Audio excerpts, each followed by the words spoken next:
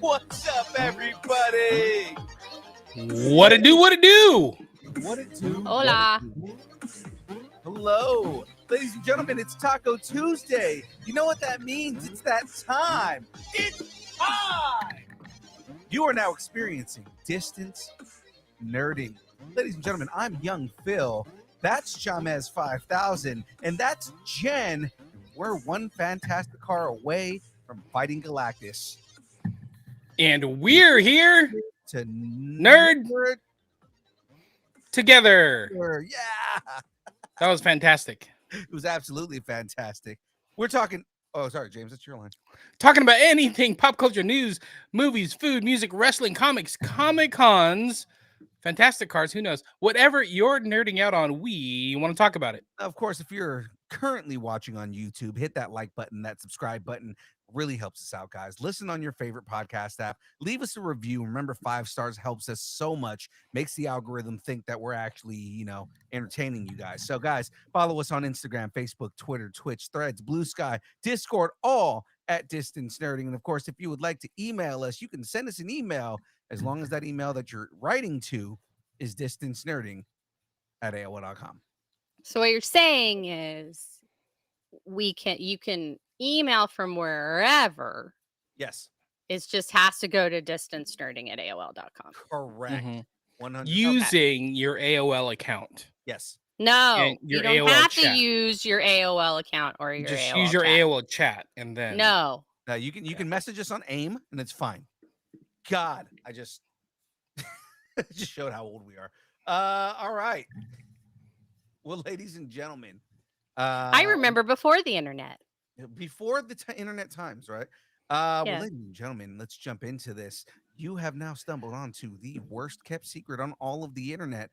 It's not much of a secret. Everybody knows that we're here. Ladies and gentlemen, you are now watching The Download.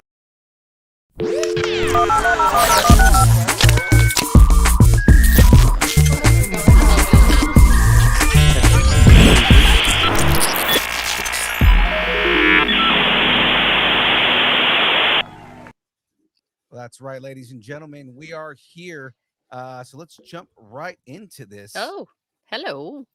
I don't know why I was on screen there for a minute by myself. For some reason, this keeps on getting thrown out. All right. Ladies and gentlemen, this week on deck, we've got starting rumors. I'm sorry, I have this backwards. Yeah, I didn't change it. I'm sorry.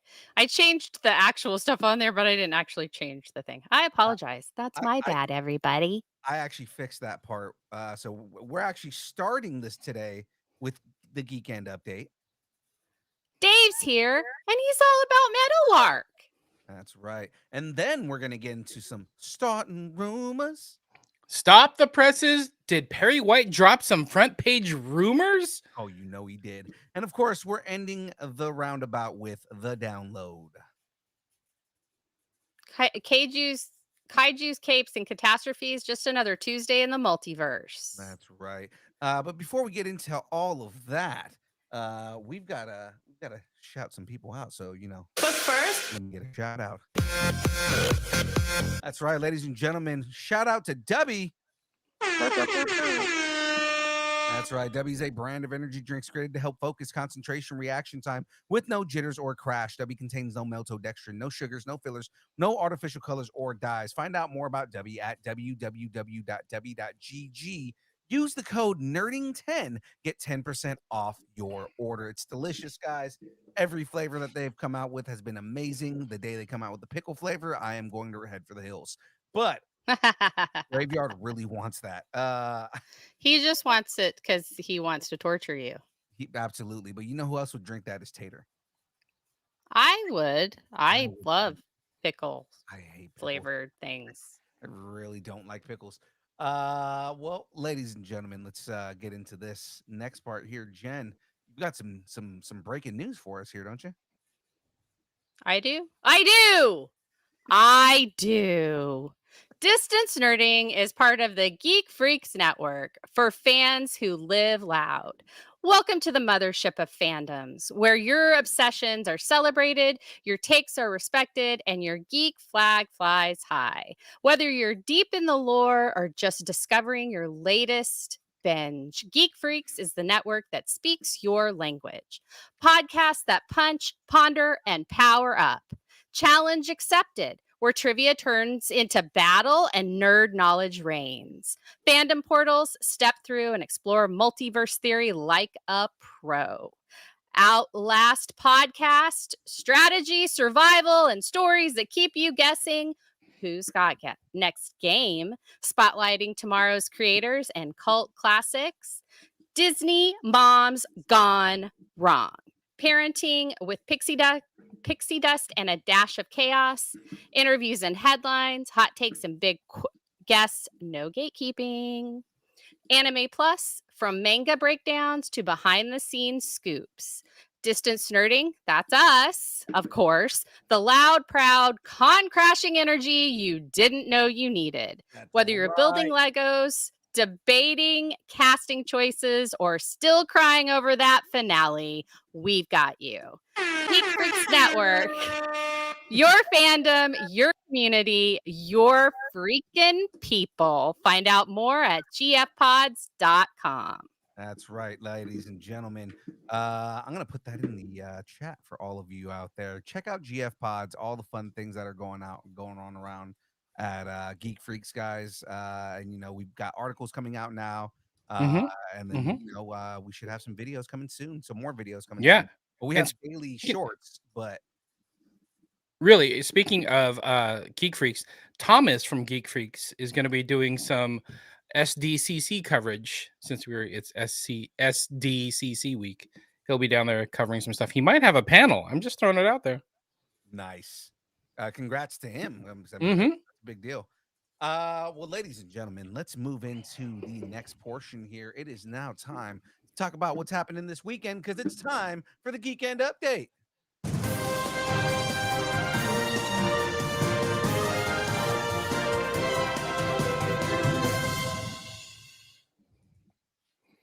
Oh, yeah. Metal Arc Comic-Con 2025, July 26th and 27th. Medford, Oregon. Who is excited? This is going to be a fun little show featuring Joey Lauren Adams from Chasing Amy, Michaela Hoover, Kat Grant herself. Big deal.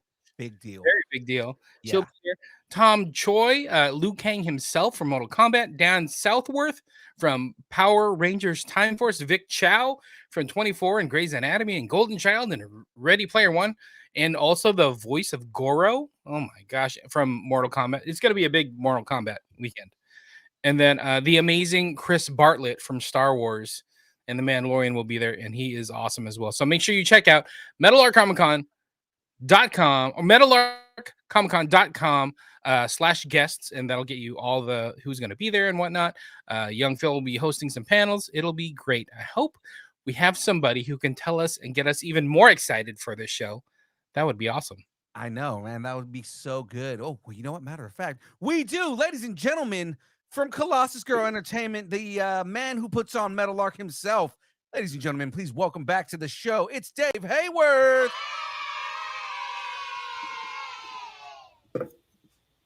Hey guys, konnichiwa. Konnichiwa, Dave. Konnichiwa gozaimasu. I don't know what I'm saying.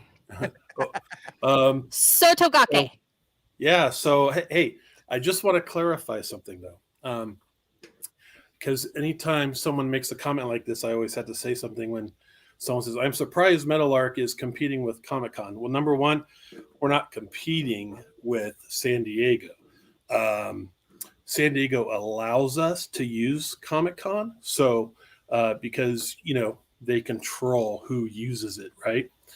So they are aware that we have Metal Arc Comic-Con, but they know, as much as we all know, that people in Medford, Oregon, most people from Oregon, they're not going to SDCC. So Metal Arc does very well on the same weekend, and they're too far away to compete. I remember when we did a powerhouse out in California, and it was the same weekend as San Diego. It was actually the best show of the year. So there are a lot of people who watch San Diego Comic-Con on like live feeds and stuff, and they say, wow, I would like to be there, but I cannot afford it. Mhm. Well, hey, let me get this experience right here in Medford because I'm here. And Right. then they go to Meadowlark and they get that same feel vibe, and they get to experience it without having to spend all that money to go to San Diego. And San Diego's full aware, and they know everyone cannot make it there. I mean, and I get invited to go every year, but I always say no because you know me personally. If I'm not doing shows, I'm an introvert, really. You know what I mean? I don't like lots of huge crowds unless I have to work it. So it's something for people who just can't get there, or people who can't afford to pay $600 for a Motel 6 room. So Yeah, exactly. So San Diego's cool with it. We're cool with it, and we're bringing something to people to still get the feel. So that answers that question, and I get that question quite a bit actually. Mhm. But we're all in the same boat. San Diego and us, we're all in the same boat. So it's they're the big tiger. Unlike some shows like Salt Lake, who beat the tiger and they got in trouble for it, we like to pet the tiger, stroke the tiger, feed the tiger. You know what I mean? So you don't want to piss off the tiger. So that I just wanted to answer that. But anyways, I talk too much, so I digress.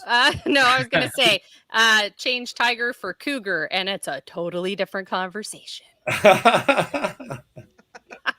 It really is. Yeah, this weekend becomes like a nerd celebration, a geek celebration, Right. if you will. So if you're in San Diego or in California or Northern California or in Oregon and Washington, go celebrate being a nerd and celebrate all your fandoms. Come to Meadowlark Comic-Con in Oregon and have fun and see some Right. amazing guests. And there are shows. Now it's a big thing. Remember, James, when we were both young kids, and now we're Still very young. old. That there's only one show you would go to a year, but now there's hundreds of shows in Texas that are happening next weekend, hundreds of shows in New York that's happening next weekend, hundreds of shows in Florida that's happening the same weekend. So there's none of that. Oh, the big show's happening, everything stops. Everything always is in motion with shows, no matter what's going on, and that's just the industry right now. Mhm. It's con season. Con season has no bounds. You have to kind of got to fit it in there where you can. Right. True. And this is where we fit in. We fit in at the Rogex in Medford, Oregon for Meadowlark Comic-Con, July 26th and 27th. And we're excited for this show. Are you excited for the show, Dave? Yeah, I'm very excited, considering I just feel like I just left Reno. Are you in Oregon already? No, Not yet? I Okay. will be in Oregon on Thursday. All right. We do have a place out in Christmas Valley out there, but it's too hot this time of year to go there. So I'm just going to bypass that and go straight to Medford. I'm okay with that. I don't I'm blame okay you. with I that. might check to make sure all the locks are secured, but besides that, Let me run down some of the guest lists because it's a fun and eclectic guest list. So Huge. we got huge. We got lucky. and it kind of runs the gamut of so many different things. So Chris Bartlett from Star Wars, he's like the droid now. He's like the go-to actor when it comes to droid acting these days, and he's amazing. I've met him before. He's awesome. He's got so many cool stories. So I'm excited for Chris Bartlett. And of course he's been in Star Wars, he's been in Mandalorian, he's going to be in a bunch of new shows and a movie, but you didn't hear from me. But it's a homecoming for him and for you guys because you guys are seeing each other again. So And I think he's actually connected to somewhere here in Sacramento. I think Roseville. I think he has family here in Roseville or something. Anyway, we got Vic Chow, who's amazing. So he's the voice of Goro in Mortal Kombat. We have this whole Mortal Kombat like reunion, and we're actually going to do a special panel with it too, right? Yeah, hosted by Distance Nerding, Yeah. who knows how to run a panel because they've only interviewed some of the best actors in the world. But it's going to be we haven't done a Mortal Kombat specific panel like this before. Mhm. So Victor Chow, who voices Goro, Dan Southworth, who's going to be in it as well, who's Kenshi. He was Kenshi in one of the live action iterations. Yes, and then we also have Tom Choi, who, I mean, he's been in Mortal Kombat, but he's also in one of the biggest shows on Netflix. He's also he's the front man. Right. For But Squid you know, Game. I think it's either Vic or Tom. They're the voice of Yakuza, the new video game that's out that's really hot, and also Dan is also does the voice of Devil May Cry, which is big too. So Virgil. it's just it's huge video games. I mean, these guys are, all three of them are mega talents. You know, Yeah. We've met Dan before. We interviewed him for a Red Ranger panel that we did a while back. And by the way, he's a Power Ranger. Yeah, down south. Yeah, really famous because he's a stunt guy primarily, right? He's an action actor, so he started off as doing stunt work, but then ended up becoming the Red Ranger and is one of the more prominent Red Rangers. So, right. And you know what? And I love Power Rangers. I mean, actually, I watch a lot of Super Sentai. I owned most of the seasons on DVD. I prefer the raw original Japanese stuff, but you know, anytime you can get a Red Ranger in there, it's bonus. You know. Yeah, you and Say Wong. And in the chat. And he's the like Quantum Ranger. He's like the bad boy of all the Power Rangers. He's like the Wolverine of Power Rangers. That's pretty cool. Let's see. And then we also have, I don't know how you book this. I don't understand how you figure this out so far in advance, but Michaela Hoover is going to be at the show. And if you haven't heard of Michaela Hoover, you've seen Michaela Hoover because she's in Superman, the new Superman movie that's going nuts at the box office right now. And I don't want to, I you know, from time to time being a promoter, I do get spoilers from actors when I talk to them. And I can say this spoiler that James Gunn, this Superman movie was just really an introduction of Cat Grant. You're going to see, she's going to be in the second one and the third one. So she's already all set up and signed for all three movies. And each movie, she's going to be bigger and bigger and bigger role. And her biggest part will be at the climax of the Superman, the new trilogy that's happening now under James Gunn. So, you know, for us, we were very, very lucky. It was the right timing. Everything was perfectly, the stars and planets aligned. I almost blew it, to be honest with you, because I was in negotiations for Sean Gunn, you know, that long time ago. Right. And they're like, well, what about Michaela Hoover? And I'm like, who? You know, and they're like, well, she was the rabbit or whatever in Guardians of the Galaxy. She did this and this. I go, yeah, that sounds cool. And that poor little rabbit in Galaxy Guardians 3 was like my favorite character. You know how I am with animals. You know, I'm very much into animal rights and stuff. So I was like, okay, all right. And then they whispered me, and something about Superman. I would sign her. And I thought about it, and I said, okay, let's do it. And so we signed her simultaneously, kind of with Sean Gunn for Jump State, but two different shows. But we didn't realize the big character she'd be playing in Superman and the impact that character is actually going to have further on in the Gunn universe. So I'm serious. If you don't go see her now, forget it, because we got a sweet deal because of where she was at the time. And then when we found out after we signed that she's doing the live action voice of Chopper for One Piece, it's like, are you freaking kidding me? So, you know, I don't want to talk numbers, of course, of contracts, but, you know, her autograph's going to be like $40. 2 years from now, it'll be around $80. Yeah. $125. I'm telling you. And So we were very lucky, and I'm like, I couldn't ask for anything better than that. So it was amazing. Yeah, she's been in a number of different James Gunn projects. She was in Guardians of the Galaxy as Floor, the rabbit that you mentioned, but she's also Nova Prime's assistant in Guardians of the Galaxy. Right. Yeah. And she's also in Suicide Squad as well. I think one of the background actors. But James Gunn is really big on using his actors over and over again that he loves to work with.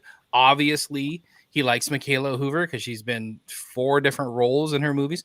And then not to mention, like, if he does more animated stuff, she's going to play Cat Grant in the DC animated stuff as well. Right. And one thing I like about James Gunn is he rewards loyalty. You know what I mean? And when you're loyal to him, he puts you in more stuff. Even Sean Gunn's wife is in Superman. So, in a very small role, but she's there, Yeah. So yeah, and I respect him for that, for sure. I was gonna say one of the big things with or for me, or I thought this was hilarious. Leading up to this, I was listening to Batman Beyond the other day, and someone asked Kevin Smith in his chat, who do you think would have the biggest in-universe controversy of all the characters in Superman? And this is without anything that's going on. He goes, Cat Grant, without a doubt. It's true. Yeah. Cat Grant is the gossip columnist, and she gets into a lot of stuff in the comics. Right. Yeah, and she's also, I believe, I'm a Marvel guy, but I believe she was Superman's love interest or something. There's something going on there. When he first got to Metropolis, yes, she was. And then it was like, oh, hey. He was like, no, I kind of like Lois. So, yeah. But, yeah, Cat Grant. And she was also in Supergirl when they did the Supergirl in the CW. Callista Flockhart played Cat Grant. Superman likes Lois Lane because Superman was raised in Kansas, and Lois Lane is kind of like the girl next door type, and that's kind of Superman's style.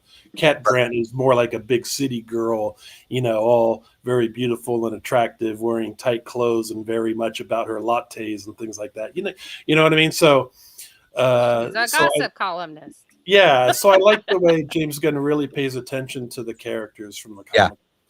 Yeah. Oh, he's definitely doing a great job on that. I was very impressed with Superman. So I have very warm feelings for Wonder Woman now. So I think we're on the right track. Yeah, Crypto was for me the favorite part of Superman, but a lot of people's favorite part of Superman. But I don't know. After Gal Gadot playing Wonder Woman, I don't know if anyone can ever replace her. Gosh, she's. I don't know, man. James Gunn is really good about casting, though. So like his whole thing is. As much as, because everybody said the same thing about David Cornsweet, and David Cornsweet knocked it out of the park. That dude, he is Superman. Literally. Yeah. I'm not kidding. You're right. Now, on top of that, we've got Joy Lorden Adams, who's another big get. That's a big Chasing deal. Amy. Yeah. Yeah. When the agent came to me in regards to Joey, who didn't have a crush on her when they went to see Chasing Amy? I mean, everyone could understand where Ben Affleck was coming from. You know what I mean? Yeah. She's just adorable, and her body of work and things she's done with Kevin Smith and his universe and everything. She doesn't do a lot of shows. Biodome, all the movies that she's been in have been like amazing. And she's a character that I'd love to see come up, or just an actress. Like I always know I'm gonna love whatever movie is on when she comes on screen. So it's like, right. And she doesn't do a lot of shows. She's starting to do them now, but she hasn't done events in a while. And just to be able to have her come out to Medford is a treat. I don't know. I think from all previous years you've been to Meadowlarks. Meadowlark is now 8 years. I think this is the 8th year. Wow. I think this is the best lineup with some great actors. Yeah, it's going to be amazing. It's so funny. I'm like, oh, yeah, I remember her from Mallrats, right? But she's like, oh, yeah, Chasing Amy. Oh, yeah, Big Daddy. Oh, yeah. She was in, you know, so many other Dazed and Confused. I forgot about that one. You know, she's such a big time actress. And again, you're right, like total like heartthrob, you know, back in the day watching all these movies. So I'm excited. She's gonna be a fun little interview. But Yes. So Medford folks, you only get one shot. Come out and check them out. there you go. But you got some other stuff going on. Your new buddies, Tomb Room, right, are coming to help out. Yeah, Tomb Room, you know, great for kids because you can make swords and shields and helmets and animal ears and animal tails. So if you're into the what is it, the furry stuff, if you want to make a tail, or they have all kinds of great activities. And also, I will say this, we only have one package for Meadowlark. You know how we always have these exclusive packages? We have the Little Lark package for kids, and that ends tomorrow night. So if you really want to get 2 entries, a Superman action figure, and a bunch of cool stuff, the Little Lark package for your kid is the best thing for the weekend. So I highly recommend that for less than $40. Oh, that's awesome. That's pretty cool. That is great. What a deal. We met them at one of your other shows, and they were great. They were super nice, super giving of their time, and they ran the cosplay contest, right. well. Yeah, and it leaves us of having to worry about the cosplay contest, because what do I know about cosplay contests? I need professionals to do it. You know, people who know what they're doing. They fit the bill this year. They fit the bill, so hopefully they'll remain. But you know, things happen. Right. They've had help as well every now and then, do a little bit of hosting and whatnot. It's fun. Yeah, I haven't had a chance to see any of the cosplay contests, unfortunately, but I've been hearing they've been really, really good. So yeah, they've been good. They've been super good, and they're always super friendly. So I'm glad you're bringing them around. So that's I like them. I like them a lot. They're good people. Awesome. Meadowlark Comic-Con, July 26th, 27th, Rogue X in Medford, Oregon. Great venue as well, by the way. Absolutely love it. Well, I can always use bigger, you know. You can never have enough. We may have to do some of the trivia from the water slides that are inside the building as well. So just be ready for that. Just going down the slide, like, all right. Cosplay contest, you got to go down the water slide. Oh, wait a minute. Is this breaking news? Are you telling us breaking news, James? Or yes, exactly. Are you actually going to be there? No, actually I'm not. But make sure your cosplay has goggles, because we'll be going down the slide. Yeah. What am I going to do with you? I don't know. I know, right? What are you going to do? But it's going to be so much fun. We're excited for it. Philippe's excited for it.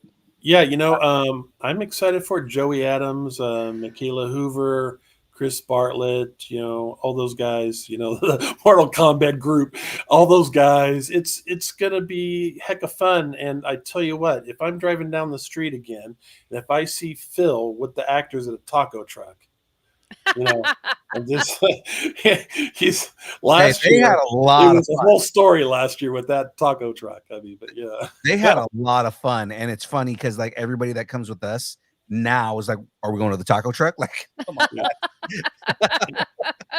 And a new hotel that you guys will be staying at, very, very posh and plush, the Margaritaville. Ooh. James, you're missing a whole lot of fun. I know. A bunch of margaritas. I'm ready. I'd rather be at Margaritaville than having to deal with what I'm dealing with. I'll tell you that much. Yeah.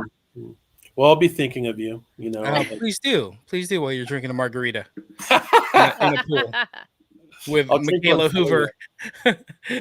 All I picture is Michaela Hoover on one side of you and Joey Lauren Adams on the other side, and you guys are just drinking margaritas. I'm just gonna be drinking margaritas with one of my crushes, like one of my teenage crushes. It's gonna be great.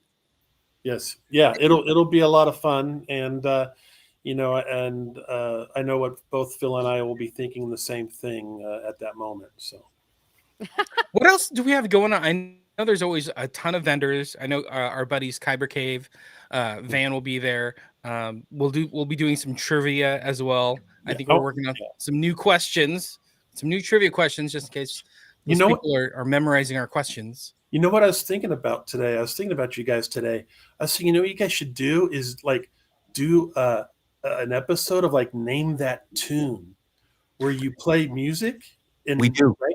You do. Yes. You missed it. So on Fridays we have a new show called The Buzzer, and we do Jep Nerdy, and we have a segment on Jep Nerdy that is literally guess the tune. What Graveyard has done when he's done this in the past. The last time we did it was 90s metal, and he plays it backwards, and we have to guess what song it is. Yeah, it can't be too easy. It's Name That Tune is too easy, but playing it backwards is a whole other game. Oh, you know what? You're becoming like those Protestant preachers you see in the mega churches, where they play the records backwards and they say Satan is saying some stuff. No, this is crazy. Yeah, but and I don't know any of them. In this case, we're like, "Hail Satan." And with that note, rest in peace, Ozzy Osbourne. Yes. Oh, absolutely. Yeah. Ozzy. Something like that would be amazing for Metal Arc, of course. But throw that together, Philippe. You got a couple days, make that happen. But yeah, Metal Arc Comic Con, July 26th and 27th, up in Medford, Oregon. So much fun, so many good guests, trivia, prizes. So if you come, make sure you are ready to answer some trivia questions, because we're gonna have prizes and get some autographs. It'll be fun. It'll be good times. Huge. It's gonna be massive. I'm gonna enjoy myself as much as I can. All right, man. And there is a taco truck. There is a taco truck there. Yeah. Yeah. There's going to be a taco truck there. So. Well, Dave, we appreciate you coming on. We will see you this weekend. We're going to have a blast, as we always do. Thanks for coming on and talking about Metal Arc here. Yeah, and after Metal Arc, it'll be a little bit of a wait until Tri-Cities, which is going to be that's going to be crazy. Tri-Cities, that's man. Yeah, so come out to Metal Arc Comic Con. Tickets are available at metalartcomiccon.com. If you have a Forever Pass, all these shows are free for you. Go out and get your hotel rooms for Tri-Cities or for Metal Arc or wherever. And if you haven't been to a Colossus Girl show, I think you're really, really missing out on an amazing community. So come out and have a great time and make some memories with friends and family, and just get away from the real world. Inject yourself into some cosplay, some actors, some amazing vendors, and distance nerding and everyone else. Join the club, because it's a lot of fun in the pool. It is. It is. You know, one thing that is great about Colossus Girl shows, the community. Each city has a community of, nerds and geeks and cosplayers and whatever, but it always seems to keep growing. And there's always connections made at these cons between all these different cosplayers and vendors and artists. It's a great way to network with like-minded people. So make sure you get out to Metal Arc Comic Con. Absolutely. That's Yay. Right. Yeah. Oh, there we go. Good reminder. Yeah, the kids are happy. Yay, the kids. And then, of course, Dave, you are the GOAT, sir. I don't know about that. But no, James, thanks for keeping the interview under control. There you go. It's all about keeping it. It's all about the commitment to excellence, Dave. And that's for you. I know what you mean by that. Yes, it's a subliminal message between two Raider fans. Yes, I like that. I really like that, actually. So go Spurs, go! What? I said, go Spurs, go! That's entirely different sport, but okay. I know it is. I don't care. Different ball. Or go Brisbane Lions. I mean, what are we talking about here? Oh, the San Antonio Spurs, NBA. Oh, San Antonio Spurs. Not the hot Spurs. Are you kidding? They don't know how to pass. You like the Spurs? Yeah, San Antonio Spurs are my team. She's in Oklahoma. We'll give her a pass. I wanted to be Greg Popovich when I grew up. I'm a Lakers fan, so I'm a Warriors fan, so I mean, I mean, James, it's okay. You guys can be wrong. James It's is a all right. Kings fan, so James is a what? he's a Kings fan. I can't fault you. Oh, I can't. I got nothing to say in this conversation.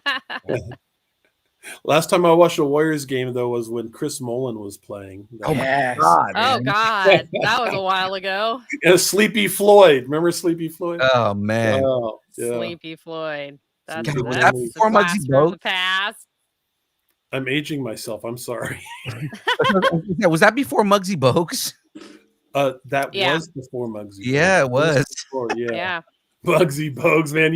You're dropping one. You're like Dennis Miller dropping those obscure names there. You know, That's like dropping Iceman and and Clyde like the Glide. Remember Clyde? Clyde the Glide. Yeah. Yeah. See what you started talking about basketball. No, I love that that Matt Aguilar came in the chat and was like, "Oh my god, a Muggsy reference." Yeah. Yes, I did refer to. I referenced Muggsy Bogues. For those of you who don't know, he at one point was the shortest man in the NBA, and he was still 5'10". But Yeah. Won the dunk contest. Thank you very Yeah. much. But getting back to the Raiders, I can do a real good reference out there. Bob Chandler, if you know who Bob Chandler is, he was wide receiver for the Raiders in the late 70s, early 80s. So, I like it. and one of his claims to fame is he posed for Playgirl magazine. Oh wow! Yeah. So I didn't look at that issue, but I heard about it. I can show it to you. It's on my wall. Let me turn my camera around. Anyways, back to Metal Art Comic Con, Yes. July 26th, 27th, Medford, Oregon. Go get your tickets, metalartcomiccon.com. Dave, you are amazing. Always so much fun, sir. And we'll see you appreciate you. this weekend. Hey. Saturday and Sunday. Sunday. And hey, drive safe out there, guys. Phil. Absolutely, we appreciate that. All right. And I'll hug you soon. Yes, sir. You will. All right, guys. Take care and thank you. And everyone come on out. Let's have a good time. Let's do it. Be there because I can't. Right. No, Be no, no. there or be square. Yeah, you only attend shows where Sean Astin's appearing. No, and look, we've had a lot of shit going on. Sorry, there's a lot. The last 8 months have been hell. So I'm just Oklahoma, like, right? This is personal stuff. Has nothing to do with Oh. Oklahoma. Yeah, Oh. so But it's Yeah. because of Oklahoma. That's Yeah, no, I don't think so. Oklahoma. But okay. yeah. Gotcha. Y'all, Oklahoma is good. You know what? OKC won the championship this year in the NBA championship. So Oklahoma can't suck that bad. No comment. All right, we gotta keep going, guys. Dave, we appreciate you coming on, man. We will see you this weekend. Bye, Dave. We have some- Arigato gozaimasu. Thank you. Obrigado gozaimasu. Arigato gozaimasu. Arigato. Hasta la vista, Arigato. baby. Hi. Adios. Bye-bye. Bye. Oh man, always a good time when Dave comes on because there's always good so conversation. So much fun. And I love getting the inside scoop on Right. Comic Cons and behind the scenes stuff. I always think that's really cool. Speaking of Yeah. Comic Cons, let's get to some news. That's right. Let's get into this, guys. We got time. rumors. Right. It's time to start some rumors. It's still time to get banned in Belarus. No, I'm reaching out to Not Belarus. banned in Reaching Belarus. out to Not getting Belarus. banned in Belarus. Not getting banned in Reach Belarus. out to Belarus. Reach out to Belarus. It doesn't. It's not as good. It's not. Band of Belarus is just so good. Because it works It does. so well. It works. Works. True Well, Justice read the show. and the sequel way, while promoting another project, Pierce was asked if he snagged anything from the Superman set. His reply, it's hot. It's a hot set. You don't want to mess it up because, the sequel is, never mind. Wendell Pierce dropping some Here's the last-second retweet lit up social media in a flash of speculation. Metropolis may not have a bat signal, but fans heard that quote loud and clear in the classic newsroom fashion. Deet, deet, deet, deet, deet. The buzz is building, and the internet's gone full Lois Lane. His comment echoes earlier murmurs from DCU head James Gunn, who hinted that Clark Kent's next chapter is already in motion, and Wendell Pierce's charisma and gravitas to the mix, and it's not hard to imagine him sliding back into the DCU, possibly with more political weight or even a Lex adjacent role. Tacos on the table. Would you rather see Wendell Pierce return as a government bigwig pulling strings, or watch him pivot into a surprise villain reveal with Lex adjacent flair? Interesting. Oh my gosh. I think this went way off the rails. Already did. I want to see more from Wendell Pierce's version of Perry White, just because he was interesting, but he didn't have enough to do in the movie itself. Yeah. And I Yeah, would love to see more of that. I think the Daily Planet people are the slow burn. Yep. Like they're the Totally. they're the ones that like they're gonna be in there. It's like in the comics. Like they'll just kind of be hanging out, and then Yeah. a story will be about them and Superman, or them and whoever. I expect that we'll probably see them in a lot of other movies. Anytime anybody comes to Metropolis, we're probably going to run into one of them because Right. they've all got their fingers on the pulse. But I do think Perry White might go into politics after this whole Lex stuff. So he he'd be an might open for like it, yeah. become a councilman or something. All right. Second. Oh wait, where's your tacos, Philippe? Oh, my tacos. I mean, ¿Dónde están las tacos?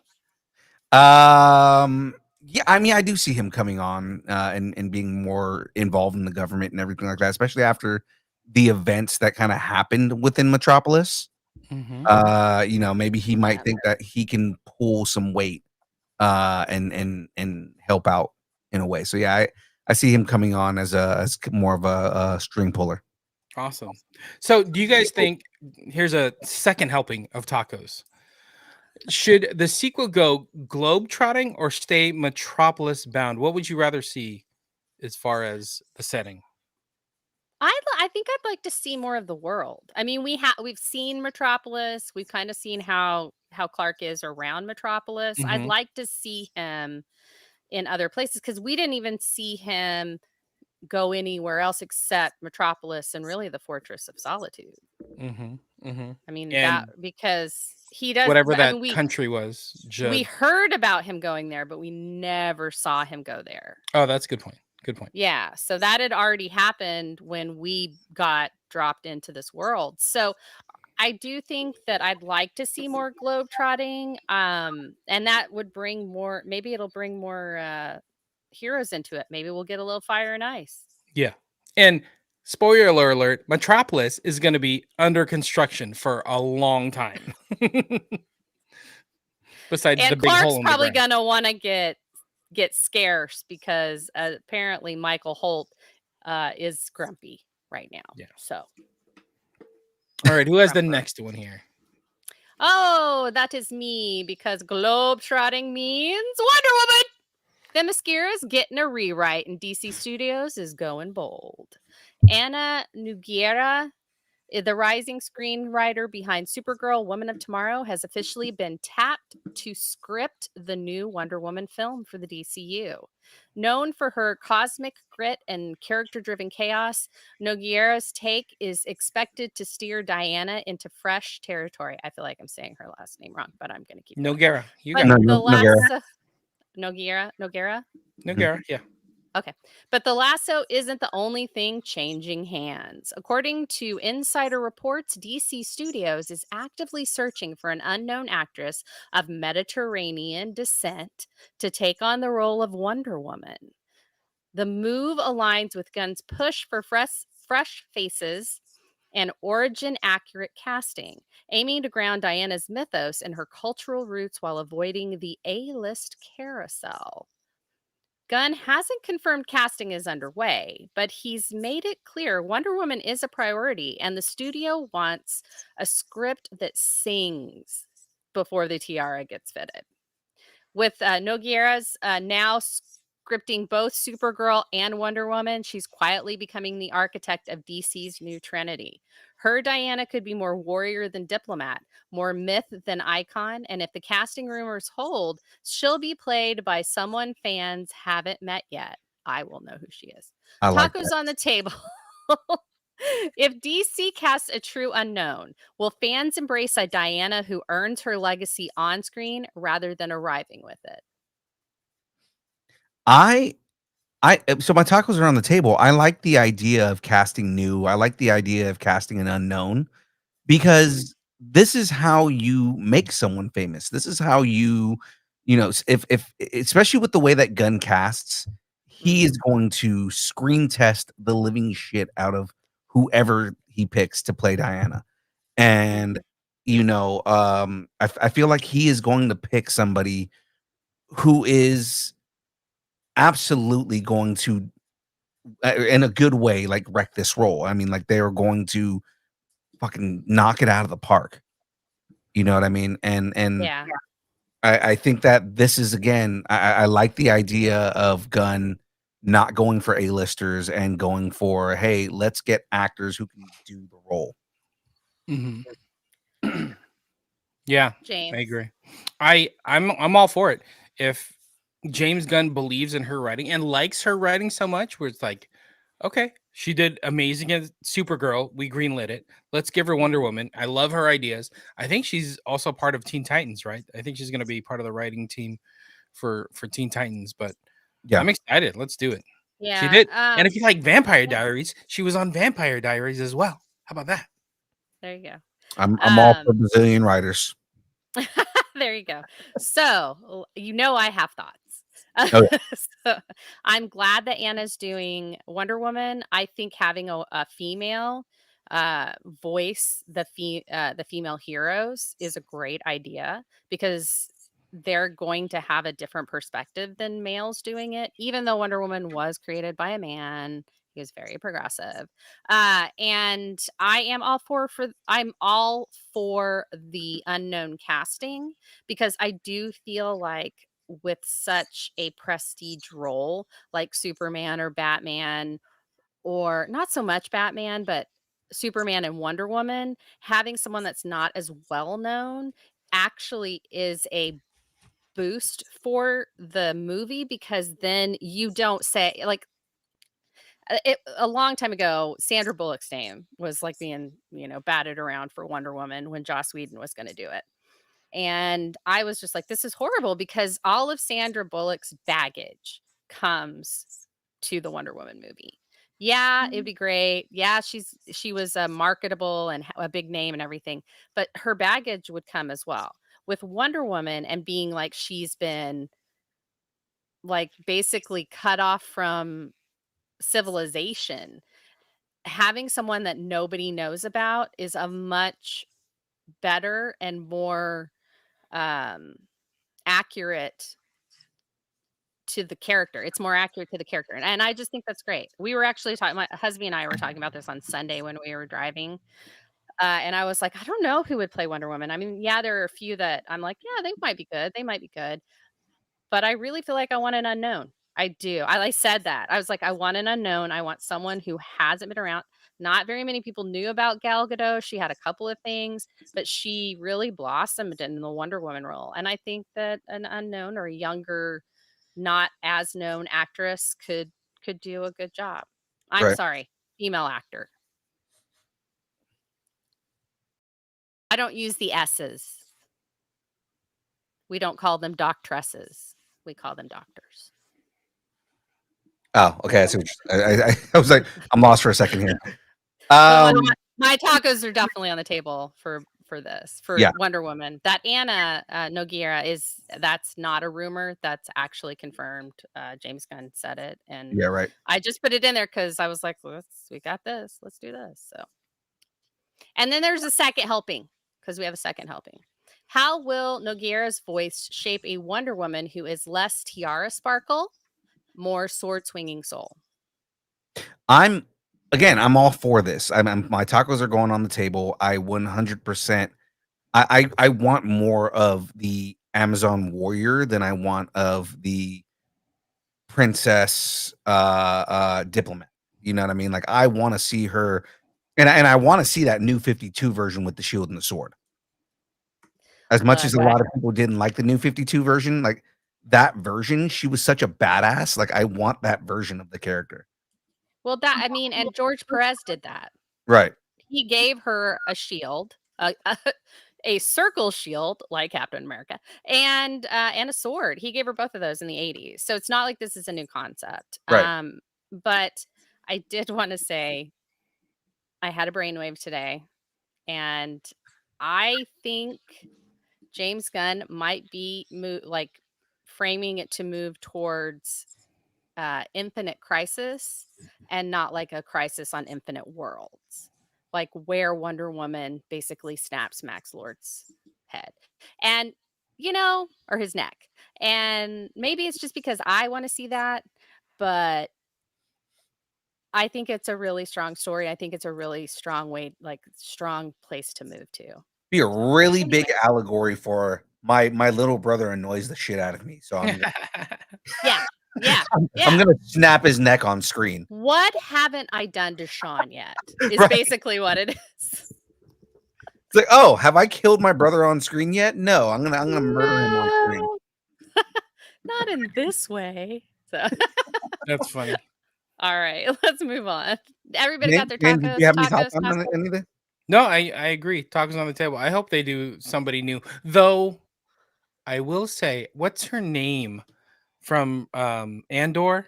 Aronha? Adria Ronha. I like her. When her name popped up, I'm like, ooh, I kind of like that. Well, they are saying that they're looking for an actress with a Mediterranean background. So I don't think Adria Aronha would work on that. Yeah, honestly, because she's not really, in that Italian Greek. I guess you could even say you could go Sicilian, I guess. That's Mediterranean. Yeah. Okay. Well, we'll know more, but yeah. I trust in James Gunn, even though I'm mad at him for not shutting up. But okay. We'll get to that. All right. Well, the bat signal's flickering, but no one's in the cowl. James Gunn just addressed the growing fan frenzy around Reacher star Alan Ritchson potentially suiting up as the DCU's Batman, and his response was classic Gunn, vague, flattering, and just suspicious enough to keep the rumor alive. And you guys know I'm excited about this, so I'm a big Alan Ritchson fan. Now that's Gunn, not me. It's you. We agree on this, though. We both agree on this, right? Both as an actor and as a guy. Which, again, Alan Ritchson is a kind of guy I probably want to go and get a drink with. Gunn said on the Happy, Sad, Confused podcast, let's just wait to see what happens. Fucking Gunn. That pause, longer than a bat glare in a thunderstorm. Gunn's been clear, Batman is one of his biggest DCU priorities alongside Wonder Woman. But with the brave and the bold still in early script stages and the Batman Part 2 locked for 2027, don't expect a casting announcement tomorrow. Still, Ritchson's name keeps surfacing, and Gunn's non-denial has only added fuel to the Batmobile. And it didn't lose a wheel this time, so there we go. Tacos on the table. Tacos on the table. If Ritchson doesn't get the gig, who's your wild card pick to throw into the bat ring? We know you one guys of yours. know mine. We know yours. Yeah. No, there's nobody else. It's only Alan Ritchson. That's it. That's my feeling. Don't let anybody else enter the fray. Let just one person. No one can enter the fray. It's without permission. It's only with consent. It's only Alan Ritchson who should be in this conversation. Even Alan Ritchson can't enter the fray without consent. So Say Wong's saying he would like Christian Bale to come back. Christian Bale's too short at this point. Christian Bale was what, 5'7", 5'8", which is tall. I thought he was older than that. I thought he was like 5'10". No, he's not super tall. The thing with Christian Bale is his Batman would look super short compared to David Cornsweet. David Cornsweet I confirmed this the other day. He's 6'5". No, he's actually 6'3" and some change. Oh, okay. But the internet rounds up and says he's 6'4". The reason I know that is Nicholas Hoult is 189 centimeters, meters. I think it's centimeters, because that's the English thing, and that works out to 6'3.89454 or something. Yeah. Alan Ritchson, Batman, like his Batman would be about the same height. Yeah, and that's going to be the thing. Like with Gunn making Superman so tall, you're going to have a tall Wonder Woman, and you're going to have a tall Batman. Because Wonder Woman is supposed to be, if she's shorter, it's by maybe an inch or Right. two. Because she's a freaking Amazon. She's supposed to be tall. I'm sorry. It's fine. So we got a second helping. If Alan Ritchson steps into the cowl, do we get a Batman who breaks bones or barely speaks, or does Gunn surprise us with a Bat Dad who mentors Damian, journals his trauma, and still finds time to brood in 4 languages? Oh, my tacos are on the table for that. I want to see him brood in 4 languages. I'm pushing him. I feel like we're gonna get a combination of both. Now, I've been saying that with Batman and Superman, I would want a clash of styles. So where like a lot of people are thinking like, oh, well, because this Superman is so upbeat, that means that Batman needs to be more like, 60s Batman and be happy-go-lucky happy. Like, no, he needs to be more like the animated version where Superman is still the Boy Scout, but Bruce is 100% still the brooding kind of like asshole, that he is. And you get this clash of styles within the movie. Like if they do a World's Finest, it needs to be a clash of styles between the dark brooding Batman and the hopeful upbeat Superman. So do you think that Batman's gonna get like even be more grumpy than Mr. Terrific? Or is he gonna be like, he's gonna be so much more grumpy than Mr. Terrific? Okay. All right, cool. I mean, that's what I want. I'm just saying, And if anybody can play that, I mean, tell me that Reacher isn't grumpy in like every episode of the show. Well, I mean, that's true. Yeah. I'm not saying that. I'm not saying Alan Ritchson wouldn't be a good Batman. I'm just saying that I feel like he would be a better Aquaman. Because Aquaman is supposed to be huge. Huge. Wait, didn't he already do that? He already did that. He did Shut that up, already. it's not canon. It's all canon. It's a multiverse. It's all canon. All right, we got to move on to the next story here, guys. Does anybody else have any thoughts before we do move on? I have a thought, but it's gonna screw us over, and you guys are gonna spiral for like 10 minutes. No, I promise I won't. I was gonna say, like, who'd be a fun Batman who could play brooding is Henry Cavill, but we're not even gonna talk about that. Let's not talk about it. Philippe, stop. We're gonna move on, but I'm just saying I have Henry Cavill. I have my eye on him for a different character. So let's go ahead and move on. Is it Apollo? No, it's not Apollo. Is it Midnighter? See, I told you guys. You guys are gonna Earth's Mightiest may be getting the band back together. Speaking of, a new rumor suggests a fan favorite MCU actor has quietly signed on to Avengers Doomsday. But Marvel's keeping names close to the vibranium vest. Insiders say this familiar face could play a major role as the multiverse unravels in Marvel's next ensemble event. Fan theories are flying. Will Wanda return to rewire reality again? Could Wong show up with his sling ring reinforcements? Or maybe Matt Murdock steps into the fray, again with consent, for a legal loophole through chaos. The film, set after the fallout of Secret Wars, is rumored to juggle legacy character arcs and high-stakes sacrifices, making any returnee a potential turning point. Tacos on the table. If the final battle breaks the timeline wide open, what surprise cameo would you throw in just for fun? Wait, so they didn't say who signed? No, How they dare you. didn't. I think it's Chris Evans. I know. I think we're getting. We know Chris Evans is coming back. Yeah, He didn't tacos say, on the no, table. but they haven't announced it. Like, it has not been officially announced. Well, So tacos San on the Diego table. Comic-Con is right around the corner. Who knows what's going to happen? 100%. I could see Although- Marvel. I could see Marvel not having a panel, but announcing it just to screw over everybody who has San Diego Comic-Con announcements. More freaking chairs. Oh my gosh. Yeah. No, I think an easy get for this. Yeah, Chris, it's got to be Chris Evans. Did they announce Ruffalo? I think they announced No. Ruffalo. I don't think so. Not yet. Yeah. I don't know. I don't think they're done telling Hulk stories, but yeah. But I think they might save Hulk for Secret Wars. Mm. Like maybe he's been kidnapped or something. Whatever. Okay, so tacos on the table, everybody. Who's got tacos? Are they on the table? I'm pushing mine all the way. No, my tacos are on the table.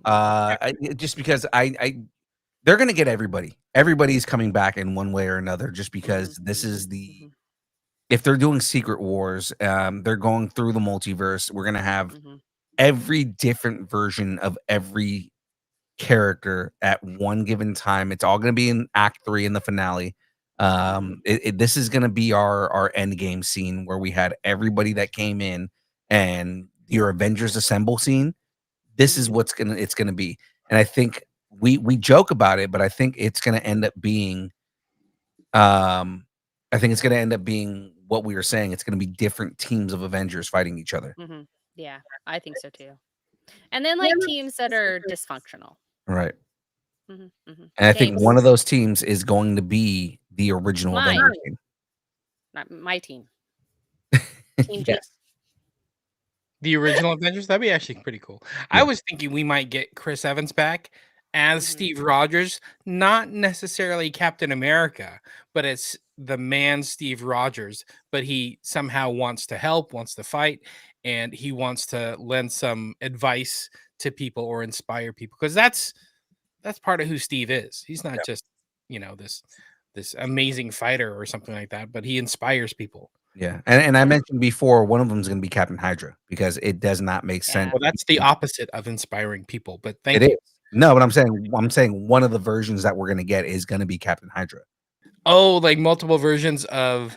Oh, I can see of that. all of them. Yeah. Okay. I feel like we will.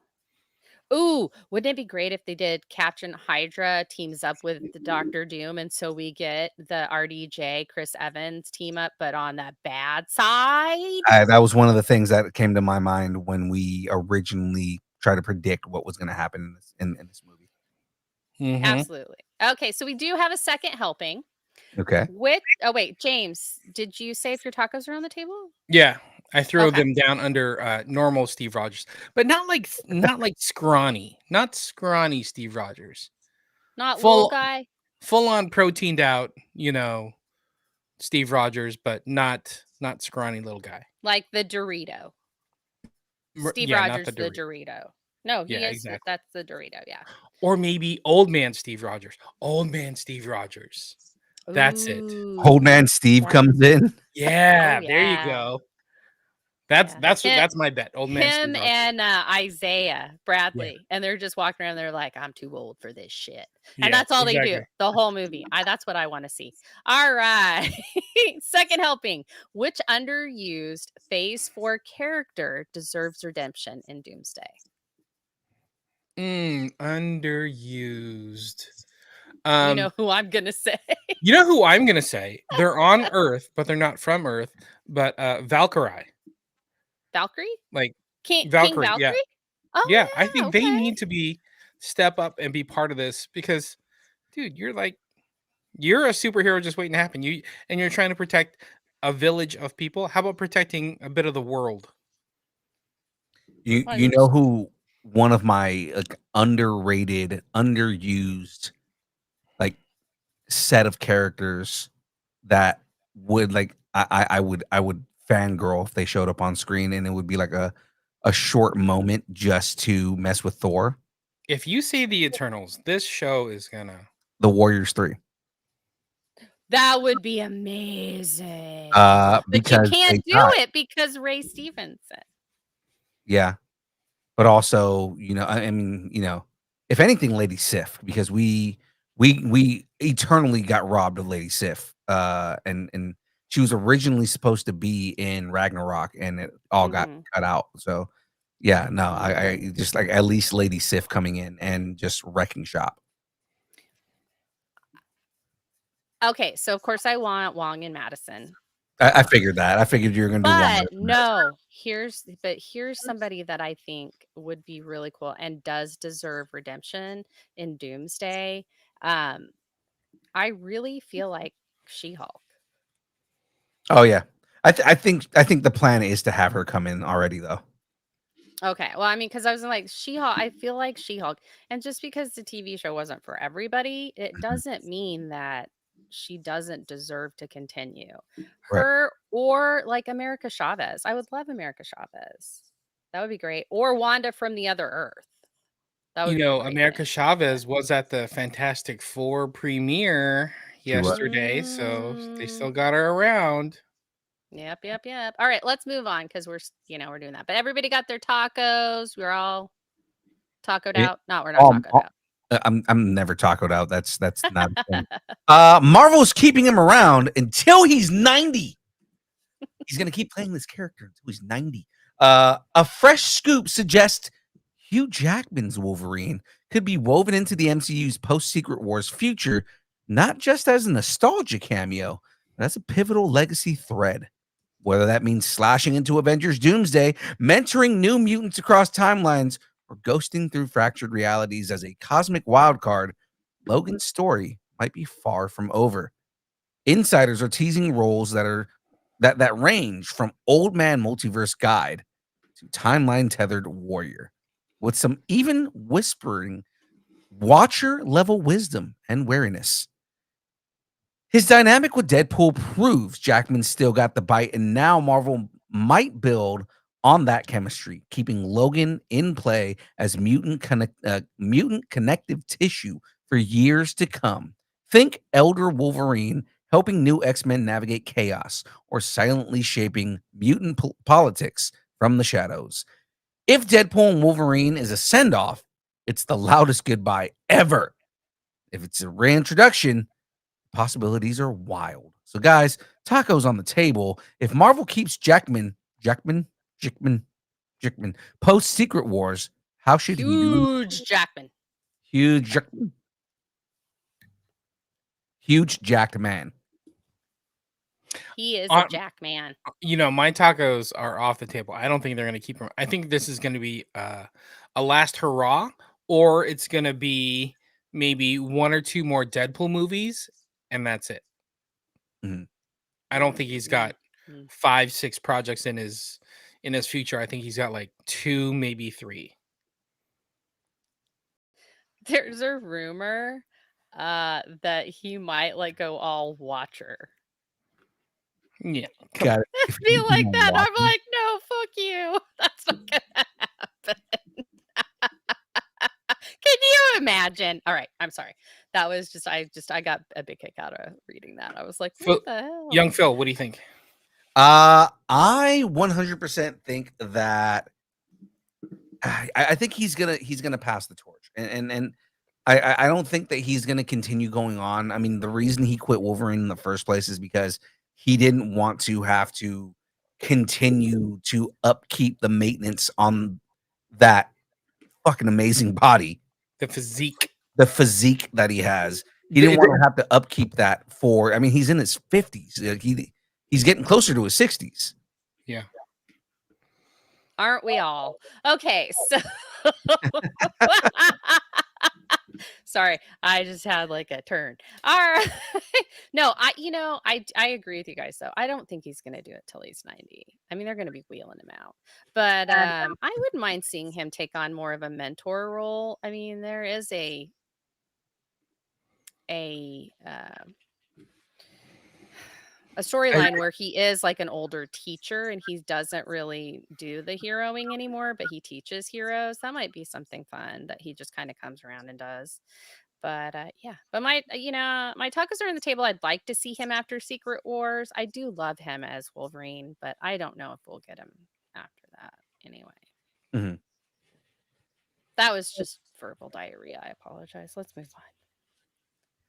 on. All right. I think we're done. with That rumors. Yep, that is it for rumors. So, ladies and gentlemen, we are moving on now. It is now time to get into the main part of the show. It's time for the down.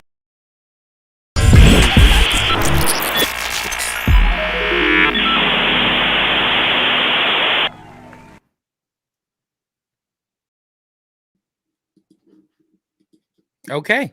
All right. Yeah, that was an intro. That's the intro. Yeah. For more news, trailers, reactions, check out Distant Nerdington Post. Let us know what you're nerding out on. It's good. For those of you who are watching right now, I know you guys couldn't see it, but the entire time I'm in the background, like, there's someone say the line so I can take it off the screen. Like, oh, We're waiting God. for you to take it off. That's the visual We cue. were waiting for you, and That's you the were visual waiting cue. for us. All right. Oh, man. This is Casting Cash, where the Cash rolls are hot, the picks are wild, and somebody just signed up to Diet Summer Camp. Camp Shay. Yeah. That guy. No, not really. He's a kid with bad water karma and mommy issues. Friday the 13th prequel sharpens its machete with Callum Vinson as young Jason. He joins Linda Cardinelli as Pamela Voorhees and a lineup of fresh faces doomed for camp. Forget the hockey mask. This Jason's still figuring out his drowning trauma. What do you guys think? It's going to be interesting to see Jason before he is. If you remember the first movie, he gets drowned and becomes essentially a deadite, right? So I mean, like, Yeah. Mhm. I really don't know how I feel about young Pamela Voorhees and young Jason Voorhees and seeing Jason humanized, even though he literally becomes a monster. So I mean, like, this is not unwarranted. It's just more like, do I want to see him as a normal person? Like, I don't know if I want this. You know what I mean? I think it goes back to that. I think the thing you said like a couple months ago, where it's like, I think you said it for the Joker, actually. Now I'm thinking about it. You don't want to see the villain become the good guy. You don't want to see, you don't want to be rooting for the villain, right? Just to tell this other side of the story. That being said, I think we're gonna see a lot of what shapes Jason Voorhees to become Jason Voorhees that we know. Like all the trauma that he goes through. Yeah. Probably with that teacher, whoever he's talking to, it's going to be something like that where that teacher's going to help. That's not in. That's something else. That's a whole nother movie. Could be. I don't know. No, it is. I got the picture. I know where it came from.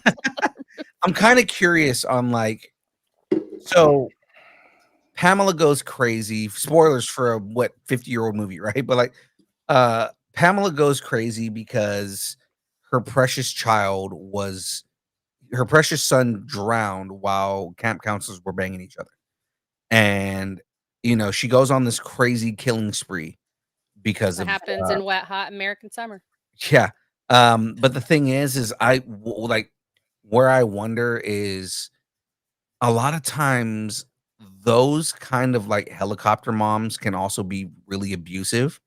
And then be in denial when something happens to their child, right? Yeah. So she goes nuts and kills a bunch of people because you allowed my precious baby to die. But like what I want out of this series is you see that she actually was an abusive mother and she didn't treat him right, and then she just went nuts when he died and became the Pamela Voorhees from the first movie. But kind of like she was never a good person to begin with. Right. Yeah. I feel like making her the villain Mhm. of the series, and then understanding that maybe it wasn't just that he was a deadite. Maybe it was like coded into his DNA, sort of. I think that might be an interesting take on it. And Right. I also think if this goes really well, that they'll do a Halloween prequel too. And we'll get all these other prequels I kind of don't want to see of Michael these. Myers as a child. I don't care for that. Yeah. I don't want to see. I really don't want to see a whole humanizing thing about Freddy Krueger before he becomes Right. a burnt monster. You know, I mean, like Yeah. Like Mummy before, he's a mummy. Like, what the yeah, fuck? like Like, it's kind of like it sounds boring. yeah, like they could be interesting stories, but it's just kind of like preserve what they are. You know, like I don't want to see Charles Lee Ray all of a sudden like, oh, I want to see Chucky before he became a doll. He wasn't interesting before he became a doll. Now, unless Yeah. they do like an entire like Dexter kind of thing where he's just like a crazy serial killer and you're watching Yeah. him be a crazy serial killer, No, that might be interesting. you know, and that's the only kind of like origin story for Chucky that I'd want to see is before the voodoo, before he becomes a doll, you see just, you know, like an it, think what was the show we just reported on? Think oh, the serial killer show on Netflix. Oh, what is that? Blah, blah, blah. Not no. Oh God. But you know what show I'm talking about though. Like, you know, you Yeah. do like a whole Yeah. serial killer and you kind of follow the detective that's following his crimes. But Charles Lee Ray is the dude who's doing everything. Like make him almost like God damn it, Silence of the Lambs. Hannibal Hannibal Lecter. Lecter. Make him like Hannibal Okay. Lecter, where Yeah. he's committing crimes, but you don't see him doing it, but you know he's doing it. I could see that. I think Sacramento Deadpool's like got it like dead on, where he says it'll be Bates Motel, but taking place at Crystal Lake. I Yeah. totally get those vibes. So you know what? Let's not give it any more space. Yeah, let's keep And moving. no rent free here. So they did that to Pinhead and it sucked. Great. Yep, they did. Absolutely. Okay, so from monsters to Other monsters. Seuss. Seuss goes soprano as Grande belts graduation angst as Gad adds whimsical dread. I don't know how you can do whimsical dread, but okay. Warner Brothers Animation turns Seuss into song with Ariana Grande and Josh Gad leading the musical adaptation of Oh, the Places You'll Go. I do love that book. Directed by John M. Chu and set to drop in IMAX in 2028. This will either be whimsy incarnate or full musical meltdown. Ooh, which would be better?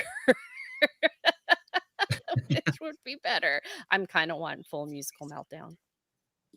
What about you guys? I'm into Josh Gad and Ariana Grande being part of this project. I just want to learn more about the project. Is this live action? Is this animated? Like, what are we doing Well, it here? says they're gonna voice it, so I have a feeling it's gonna be animation. Yeah, it's animated. I mean, also if you look at the way kind of like, you know, they have their headphones on and they're kind Yeah. of like hiding behind the script. It's very, very much like it looks like an animation studio. So All right, we'll see. All right, let's see what happens. I mean, like it. personally, I thought Ariana Grande was a Who that escaped Whoville for a really long time. So this actually is full circle moment for me. there you go. Mhm. Yeah. Maybe So- she's the only live action in an animated movie. It's just Who. She's the Whoville person. She's like, I escaped from Whoville. What the fuck? And they're like, you can't curse here, lady. And it's fork because she's in the bad place. All right. So from singy songies to biscuits, tea, and barbecue sauce. Production is underway in Kansas City, and Ted Lasso season 4 is officially back in play. Returning cast includes Jason Sudeikis. Go ahead, James, do it. Jason Sudeikis. Hannah Waddingham, Juno Temple, Brett Goldstein, Brendan Hunt, and Jeremy Swift. Now Jeremy Swift to a second division Brett women's Goldstein. football team. New additions to the lineup. Tanya Reynolds, Jude Mack, Faye Marseille. She was in Andor. She was Mon Mothma's cousin in Andor. Rex Oh, okay. Hayes, Aisling Sharkey, Abby Hearn, and Grant Feely, who steps in as Ted's son, Henry. Plot details are still under wraps, but the log line promises bold choices, fresh challenges, and a whole new pitch to play on. So what do you guys think? The picture, so from what I understand, it starts out in Kansas City and then it moves to London. So I think it's going to be like they've got to go talk Ted into coming back. And so they get to see where Ted lives in Kansas City. Will we get an Arthur's sighting, the actual Arthur's in Kansas City? Because that would be amazing, because it's all it's everywhere in Ted Lasso. So, and get some of that barbecue sauce. But I think it's going to be fun, and I'm really happy about this, and I love it, and I'm missing Murderbot, and I can't wait until this happens. Yeah, I'm into it. I like that idea that it's gonna go from like, hey, we got to woo him back from Kansas City and bring him back to England. I think that's good, and that'll be fun. I think also like having the British people come to America and kind of be the ones that are the fish out of water, so to speak, for a little bit. I think that might be a good juxtaposition, and it'll be comedy gold. Yeah, I agree. I think that'd be fun. Yeah. All right. I like it. So we go from machetes to biscuits with the boss and everywhere in between while wearing some merch, because we got merch, people. We got merch, people.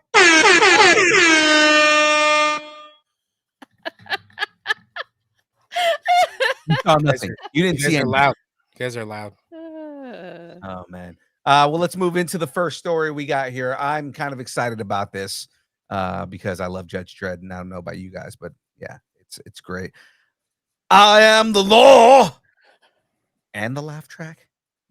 Wait a minute. I think I have one of those. I don't. Never mind.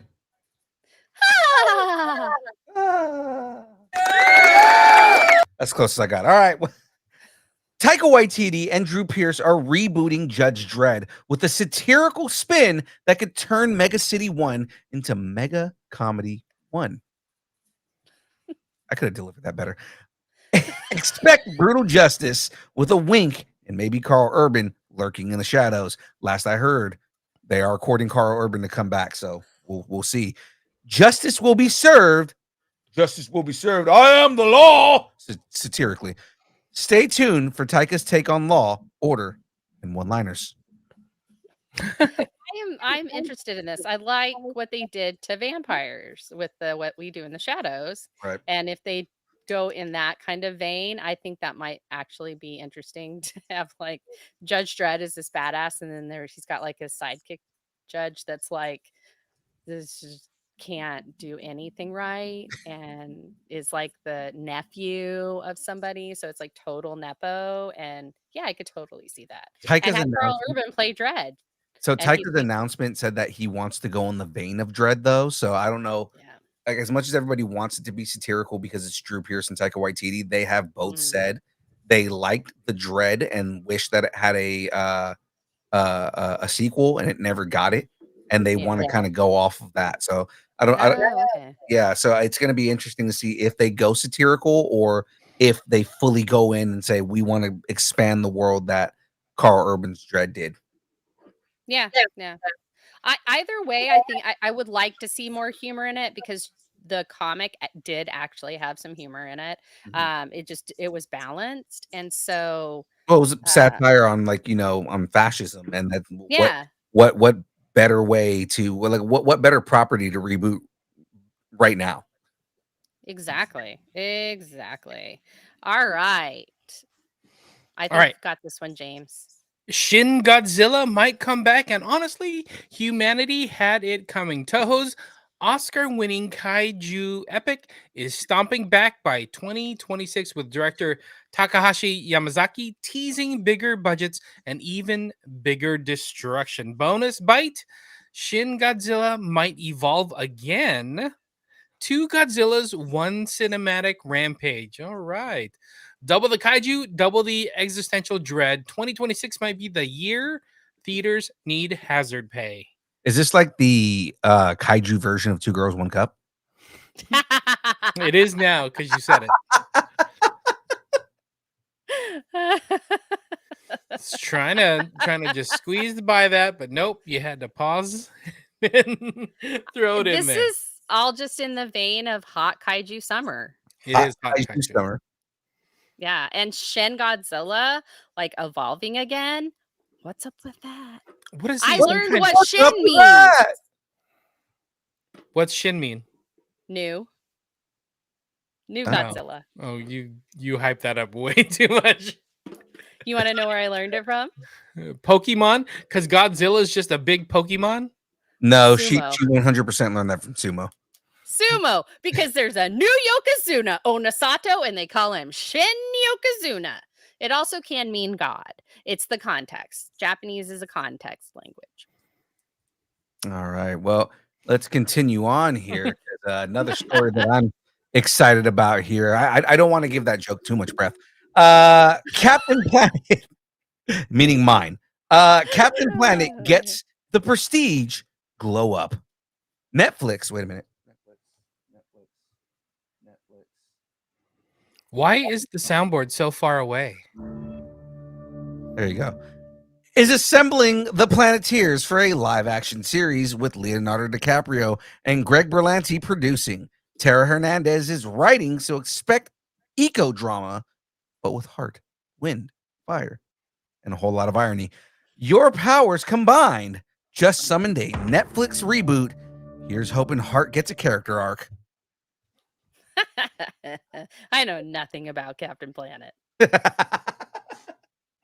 This when this came on, I was like, all right, I gotta tap out and start looking at girls or something because Power this is too much. yours. It was the bright green mullet, wasn't it? I think it was. I couldn't grow a green mullet, so that's what got me. And I didn't understand why the kids were around Captain Planet. It all was really sus to me. And I was like, I think I'm gonna just go date people. Where's So his that's- pants?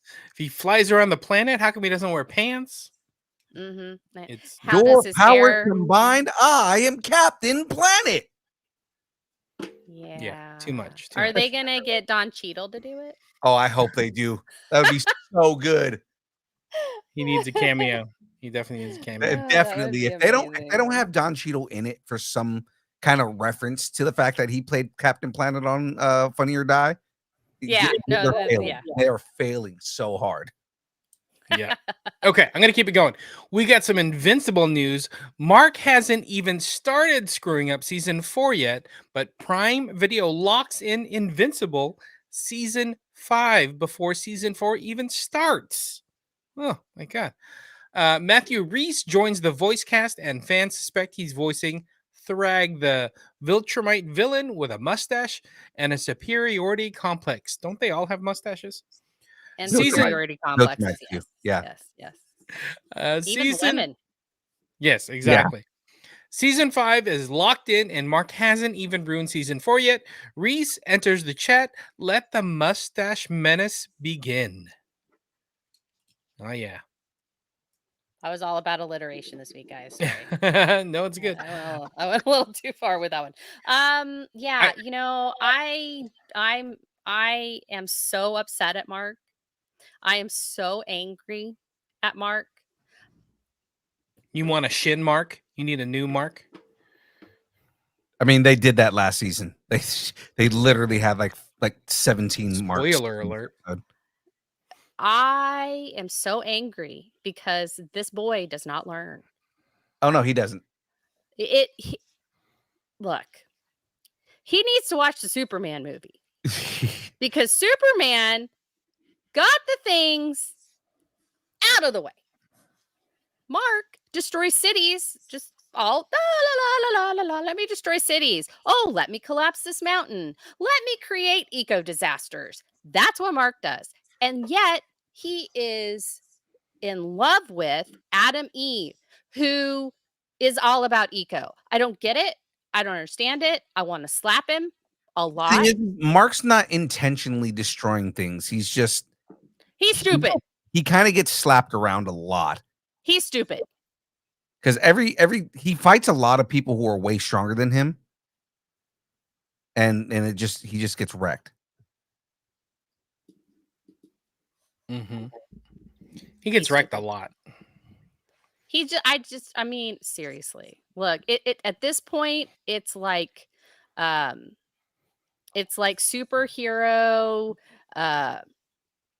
torture corn with a P. Did you say torture corn? I did. Just want to say that. Okay, keep it going.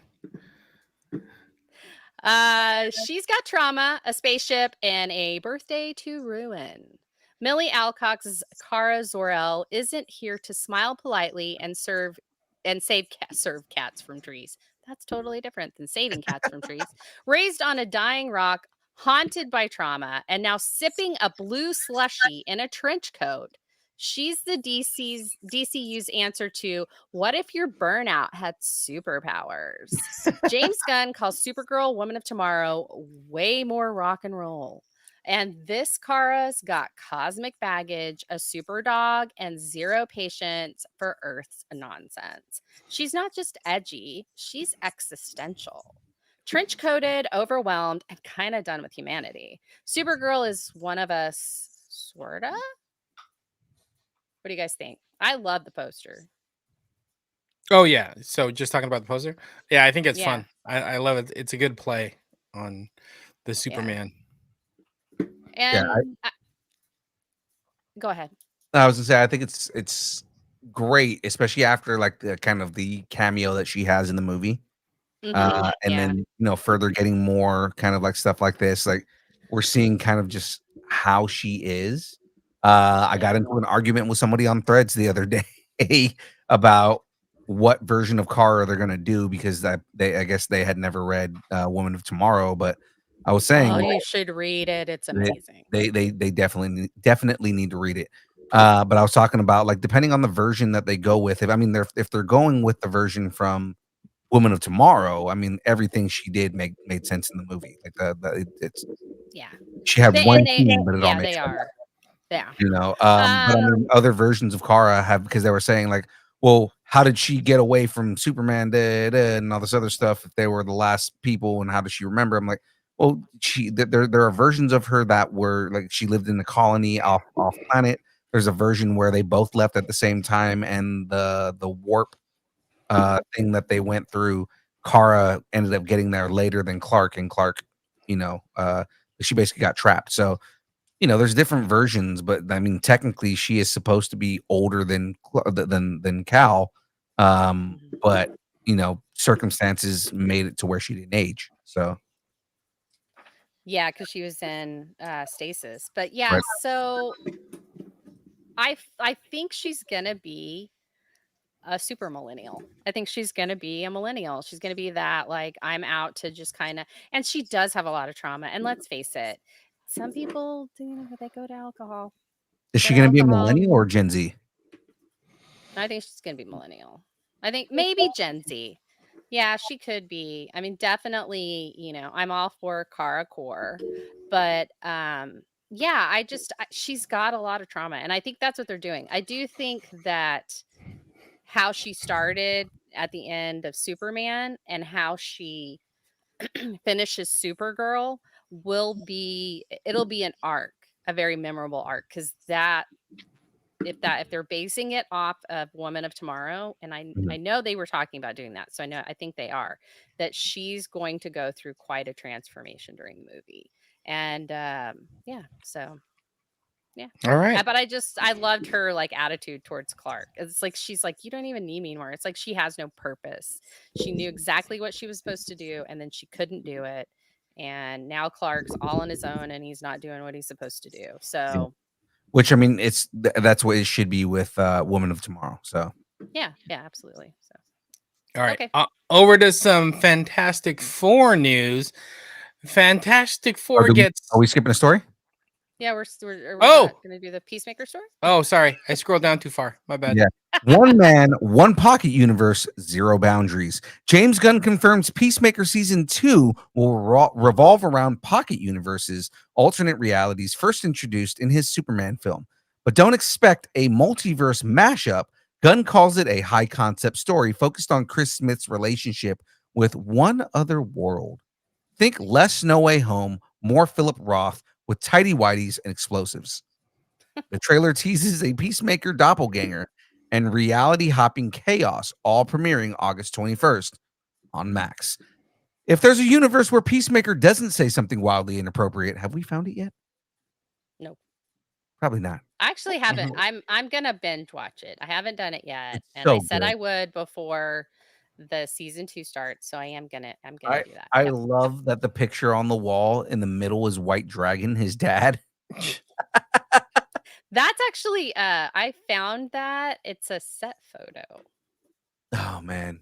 So it may be from the pocket dimension. It's from the alternate universe. You can tell by Peacemaker's symbol. Yeah. It's But I just thought it was cool. I was like, this is the coolest thing. So yeah, that's why I put it in there. But yeah. See? All right. Let's continue on. as I was saying, Fantastic James's Four. favorite crush. Fantastic Four gets practical. Mole Man unionizes. Galactus accessorizes. Marvel drops the first look at Paul Walter Hauser. Hello. PWH. As Mole Man in the Fantastic Four First Steps, reimagined as a subterranean union boss with community vibes and a surprisingly solid rapport with Sue Storm. All right. Interesting. Meanwhile, a new featurette reveals Galactus towering practical costumes. A spaceship meets armor design so massive it needs its own AC unit. Director Matt Shackman.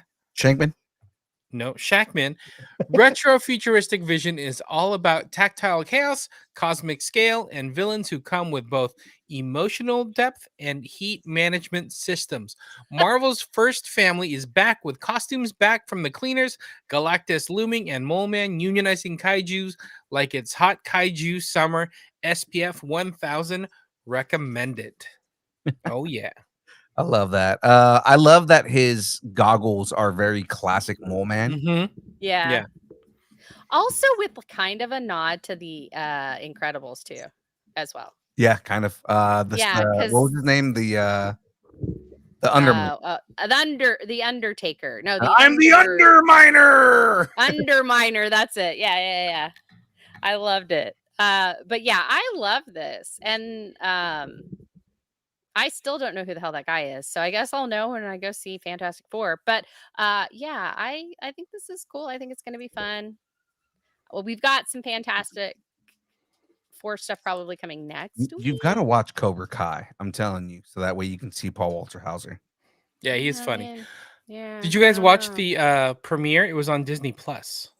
No, I did not. It was actually pretty cool. So the premiere of what? True crime. So they did like a red carpet premiere. Oh, Blue carpet.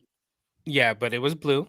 It was really fun. So they had all the cosplayers. So like, friends of the show, Albie Madrigal was down there. I saw him on Disney Plus. Michelle Waffalo, she was there. Logan Winter Cosplay, they were all there. Oh, having a good old time. Oh, Human H2. Human H2 was there in a big thing outfit. It was really cool. Oh, that's awesome. Costumes. So it was, and then they did a lot of interviews. So it was so much fun. I liked it. It kind of felt like the Deadpool Wolverine red carpet. So that's cool. I can see that. That was really a fun red carpet. Yeah. Yeah, I knew they were gonna live stream it, but I don't know what happened. I don't know what I was doing, to be honest with you. I was probably working on the show for today. I don't know if it's still up, but you should go check it out. Yeah, Disney Plus. Yeah. I saw a lot of the shorts and the clips on YouTube, and oh my God, Vanessa Kirby is pregnant. Yeah, she's a character actor, she went very she went full method actor. and said, "I need to get pregnant. I wonder if it's Pedro's. We shall see." It is. God, If she went full method, it would be Pedro's. With the way that they've been acting in every interview that they're in, you would think that yes, he got her pregnant. And I do have to say this, and I'm not trying to body shame or eyebrow shame Vanessa Kirby, but I feel like maybe she couldn't get her eyebrows done since she's been really pregnant, because like the chemicals and stuff that they use to do that, maybe that's something that's bad for the baby, because she full on has caterpillar eyebrows now. Strong. She's Full got caterpillar. Her eyebrow game strong is eyebrows. strong. All right. Let's move on. There's no invisible shields hiding those. Let's just say. No. I guess. Okay. Who's got the next one? I do, but hold on. I've got to put this back on the screen. Did I have to reset this every 5 seconds? Okay, there we go.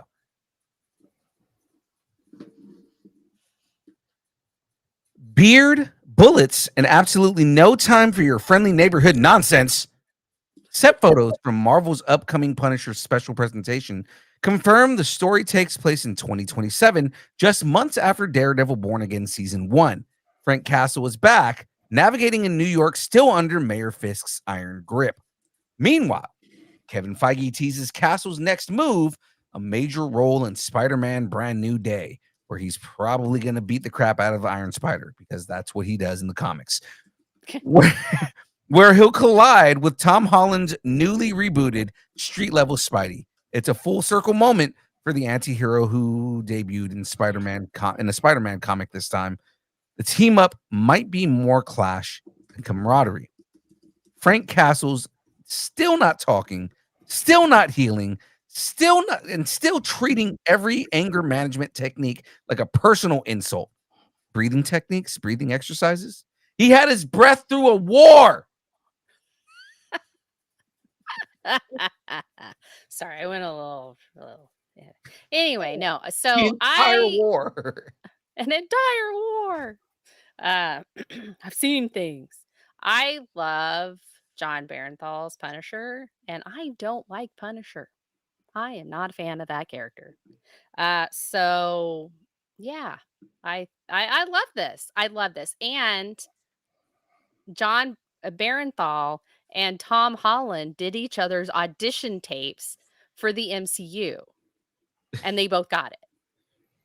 And now they're both going to be, so this is definitely full circle moment for both of them as well. So I think it's going to be cute. It's going to be so cute. It's going to be cute because we're going to get Spider-Man and he's going to be jumping around him like that little dog in the Looney Tunes things. And he's going to be the big dog and he's going to be like, get away from me, kid. Get away from me, kid. And it's going to be great. And then he's going to like pistol whip him. And then he's going to get away from him. And that'll be what it is. What are you doing, kid? I still think Charlie Cox is probably going to be in it. I think that's going to be a thing. But, whatever. I'm telling you, I feel like Spider-Man is going to stop Punisher from killing somebody. Probably. He's just going to like web his arms. Like, what are you doing? Yes. All right, let's move on unless James has lots of stuff to say. Well, I was just thinking, didn't we leave off with Punisher being trapped by Mayor Kingpin or Mayor Fisk? Yeah. And then this takes place sometime in 2027. I think I was reading an article where they were doing the dates, and it's like he may be missing for like 6 months. And then he turns up. So I just thought that was interesting. I'm like, oh, he's been missing for months and months. And yeah. What's Matt Murdock doing to find him? But we shall see. But see, like Punisher doesn't like he's not like checking in with Matt. I mean that we found that out in Daredevil Born Again in season 1. He didn't know he knew where his hideout was, but neither one of them were checking in with each other. So it could be that nobody knows that he's even missing like that because he doesn't have anyone. And unless Karen's getting all hot and bothered by him, I'm pretty sure that they're not gonna know. Yeah. Until he shows back up again. Okay. Okay, what's next? Not to rationalize, just to say that could be a thing. We have a whole lot of MCU. Like Kevin Feige couldn't stop talking. Like him and James Gunn, I might strangle at some point. I won't strangle them. I love them. Keep doing what you're doing, boys. But please don't talk about it in little tiny increments. One interview, say it all, so I can report on it, so James can report on it, so Phil can report on it, so Shadu can report on it, so Graveyard can report on it, so Geek Freaks can report on it. All of our friends. Okay, I've gone off topic. Okay, real Multiverse quick. got messy. Okay. Real quick, breaking news. Say Wong says in the chat that Switch 2s are back in stock. So go out and get your Switches after the show. Because So just switches don't get stitches. Switches don't get Switches. And then update. Say Wong saying that Switches 2 are now out of stock. So you missed out. So back to the MCU stories. All right. So we've got a whole like MCU corner. The first one we've got is the Secret Wars reset. Do we have a picture? I would if the computer for some reason wouldn't stop shutting everything down. Okay. All right. Well, we'll just go ahead and go on it and you just show it whenever you get everything figured out. There we go. All right. Multiverse got messy. So Feige hit Control-Alt-Infinity. So Feige confirmed that Avengers Secret Wars will reset the MCU. The goal, unify multiverse madness into a single streamlined timeline. This cinematic recalibration sets the stage for new heroes, new stories, and a new saga starting immediately after. So we've got that. Let's move on to all of them, and then we'll just go back and we'll talk about them. Does that sound like? Does that There's sound a good? bunch. Okay. Of yeah. Yeah, there's like 5. All right, so let's go to 3 more phases. Marvel's mapped the next decade. Hope you weren't busy. Post-reset, Feige revealed Marvel's next saga spans 3 full phases, already outlined through 2032. I'm going to be dead by then. The studio is prioritizing character arcs and thematic continuity, dialing back the cameo clutter. Legacy heroes may return eventually, but not before the story demands it. Which leads us into the X-Men reboot. Mutants are inbound along with teen angst and actual comic book fashion sense. Thank goodness. With the next saga locked, Feige confirmed Thunderbolts director Jake Schreier will helm Marvel's long-awaited X-Men reboot. The film will lean character first, youth forward, and myth building. No cast yet, but it marks the mutants' true arrival in the unified MCU timeline. Oh, it's very school of them. All right. And which leads also into the Deadpool and Wolverine information. Deadpool wants creative control, a hot tub, and a crossover with Baby Groot. Kevin Feige talks are ongoing with Ryan Reynolds and Hugh Jackman about their post-Deadpool and Wolverine futures. Reynolds is reportedly developing a mutant ensemble, and Feige teased Jackman might stick around until he's 90. Translation, the claws aren't fully holstered yet. And finally, Blade. Blade status. Marvel refuses to leather up. I almost said lather. Mahershala without a masterpiece. Feige addressed delays on the Blade reboot, reaffirming Mahershala Ali as the lead. The studio scrapped early versions, including period concepts, after realizing they weren't up to Marvel's standards. We didn't want to simply put a leather outfit on him and have him start killing vampires, Feige said. The modern day version is back in development. Feige resets timelines, mutants mix main stage, Blade holds for brilliance, and Deadpool keeps texting the boss. Does MCU's next generation roadmap feel like the antidote to superhero fatigue? It feels like, let's talk about it. So it feels like they're taking it serious again because they can. You know, so it feels like what they're doing is okay. You know, Secret Wars is going to reset a whole bunch of stuff, which I mean, it's what it was in the comics. It was a reset. It was, hey, let's take all of our toys, let's consolidate, give one continuity, and we start from here, right? doing more phases. I mean, that's probably what a lot of people don't want is, oh, we don't want to hear, phase 8, 9, 10, whatever, and all that. But there's a plan, right? So they're rebooting the X-Men. They're gonna be doing comic book accurate versions of the X-Men. With that, see, again, I don't know if he's gonna pass the torch or if Jackman is just like, I'm just gonna keep playing Wolverine because this is a chance for me to continue doing what I wanted to do that he wasn't able to do when they did the X-Men movies, right? And then of course everybody wants more Ryan Reynolds. I love that he addressed the whole situation with Blade, and it's like, I'm not shelving it. I just don't want to put it out unless it's perfect. And that means that he's respectful enough of the fan base that he doesn't want to fuck it up. Right. I see that. I had like a really I had a question itching at the back of my brain.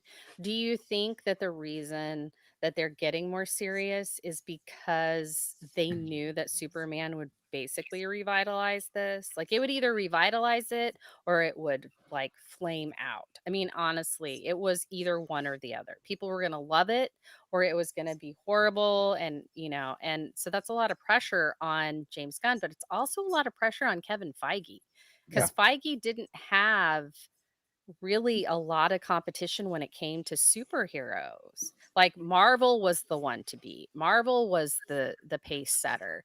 And now it's James Gunn. Like it's the DC Studios.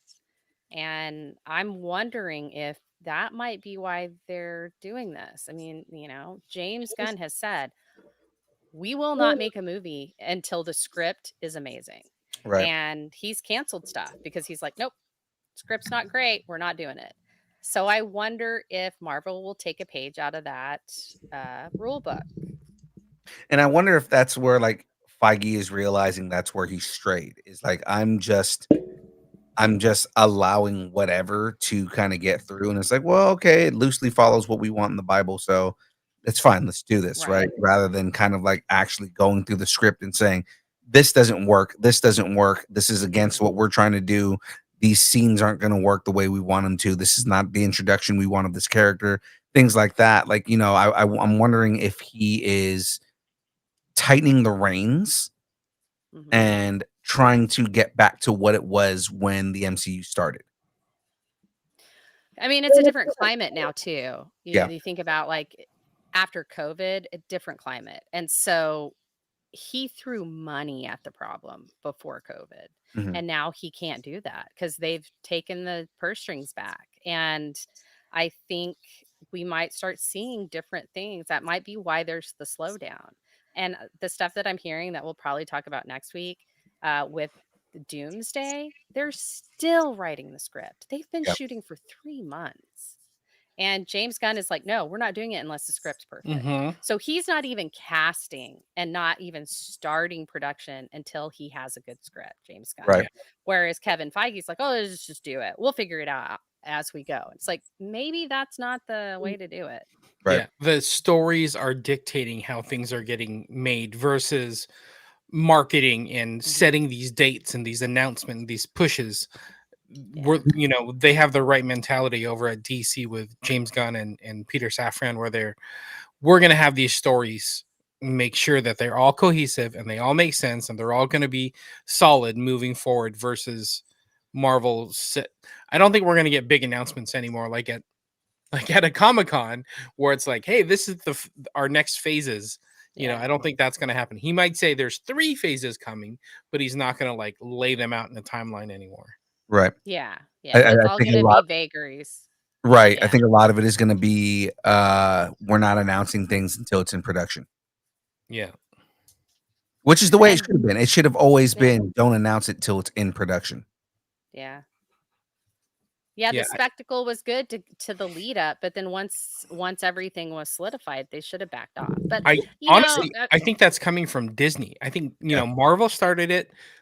Star Wars, Lucasfilm also started to do it too, but then they had to backtrack a lot. Whether it's production issues, or like strikes or whatever it may be. But then it became this like, you know what, we're having to we're having to backtrack, Yeah. and it looks bad.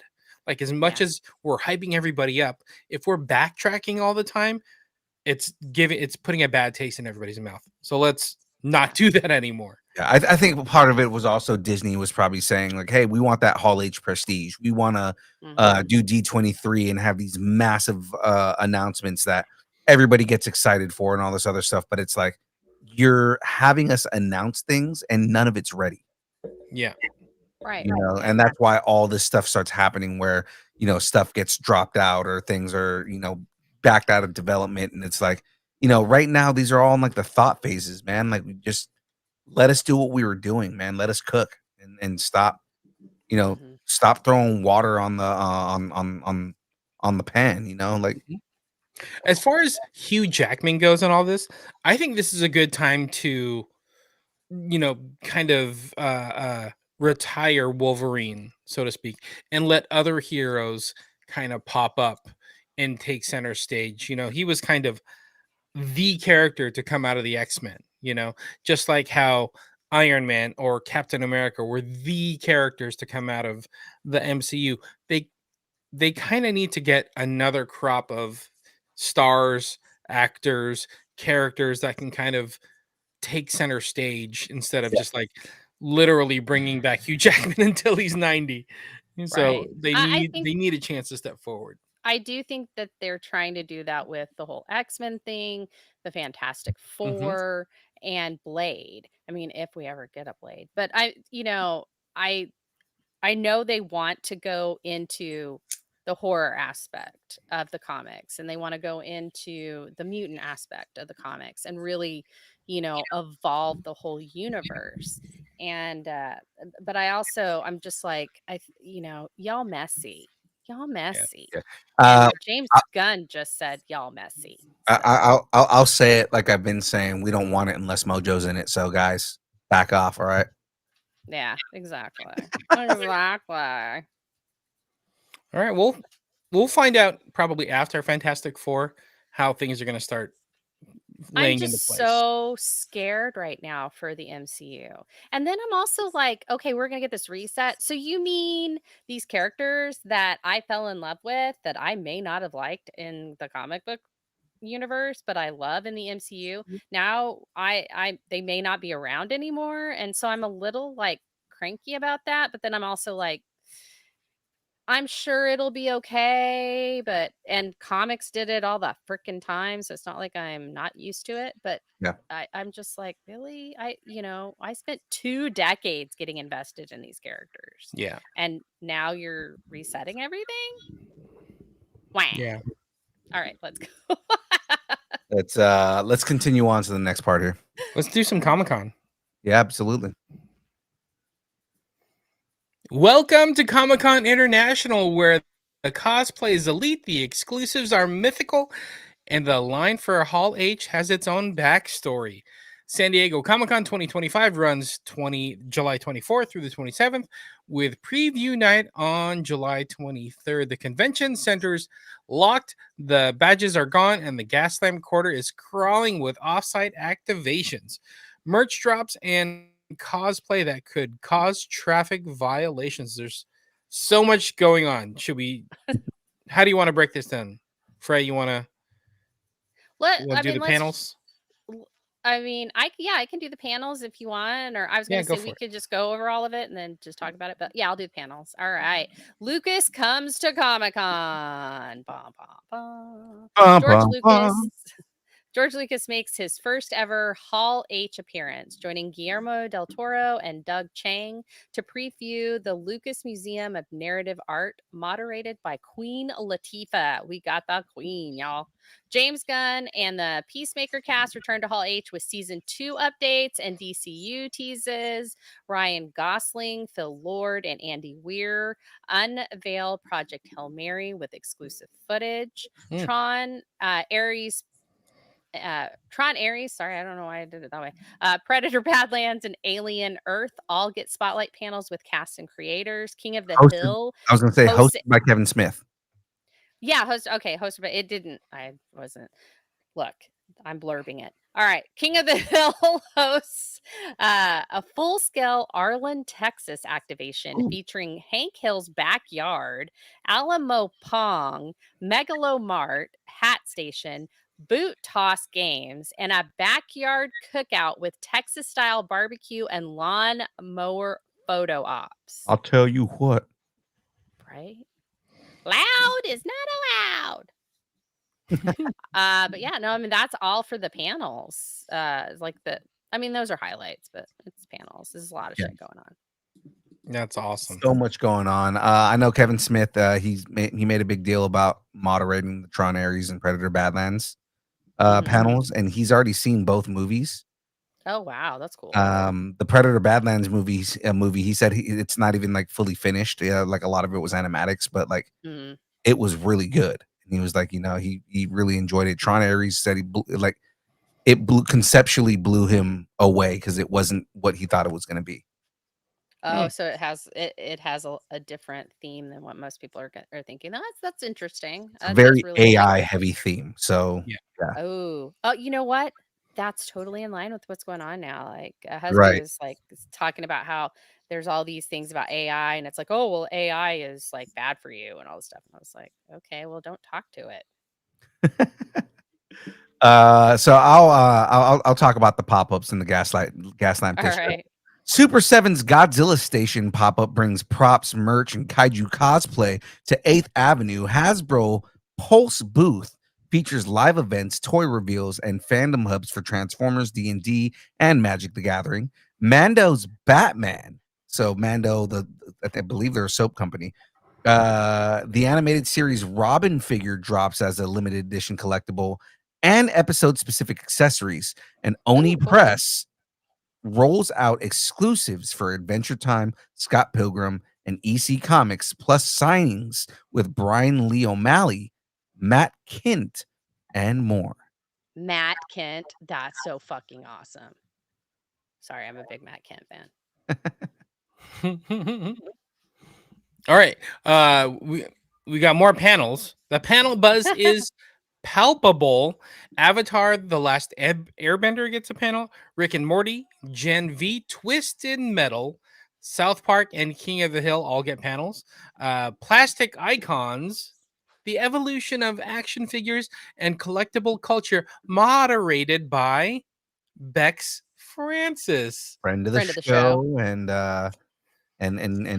peer of James. Sack Geeks his own. Bex Francis is moderating a panel starring Scott Zillner, who's amazing as well. So there's I was looking at all the people that are gonna be there. It's like really some like heavy hitters for like collectibles and like that culture.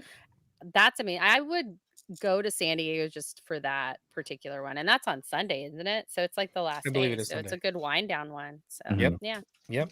And I think our buddies over at Kid Hero in Lumpia with Inventions, I think they're gonna have a booth with a few different things going on, and I think they have a panel as well.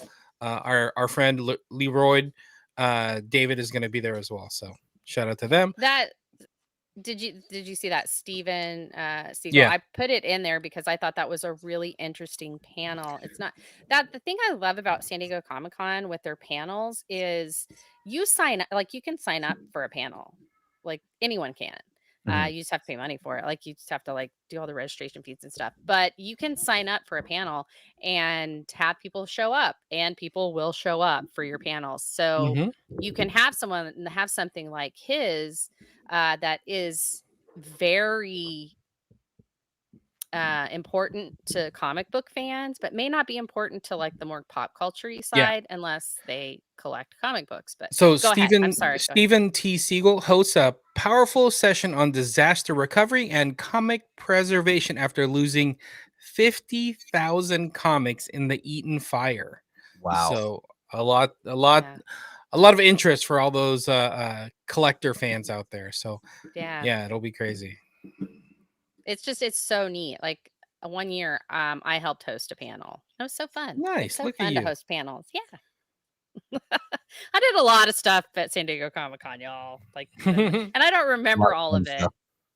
Well, guys, San Diego Comic-Con is here to ruin your budget, your sleep schedule, and your sense of reality. And it'll smell like BO on Sunday. Oh yeah. What are your thoughts on the panels? I think there's a lot going on. I know there's a big stink that Marvel isn't going to be there. Mhm. But honestly, for me, I'm kind of happy with all these panels, and we're getting some spotlight shine. Like Lucas is going to be there, and then like big projects like James Gunn and Peacemaker and DCU will be there. The Ryan Gosling stuff. I'm okay with getting all this instead of kind of Marvel taking the big center stage. And then like the Eisner Awards are also during San Diego Comic-Con, correct? Yeah. So I Right. mean that's a big thing for comic book people. So there are gonna be a lot of comic book artists and writers that are gonna be there.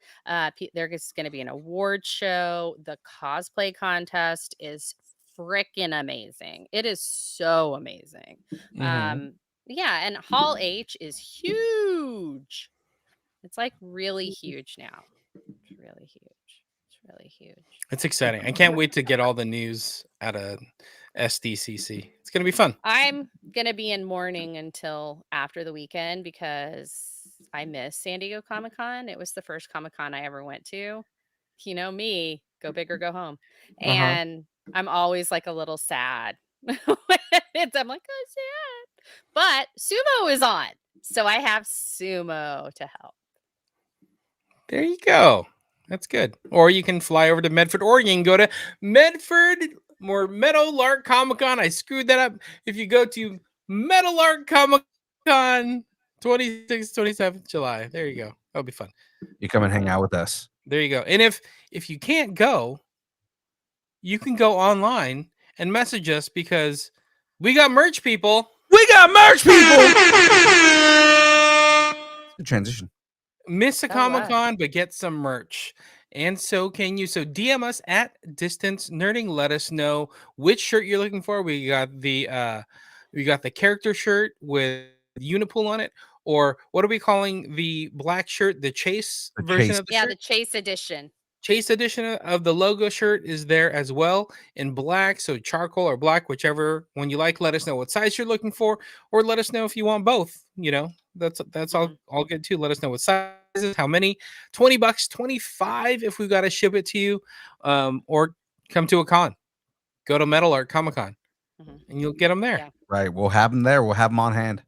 I think There I you go. want to get two, but we'll talk about that after because I want to get two of the Chase ones, one for me and one for, maybe I'll get three. One for Shadoo and then one for Husby. Husby. And you can put them in a bag because we got bags, people. We got bags, people. Burr, burr, burr, burr.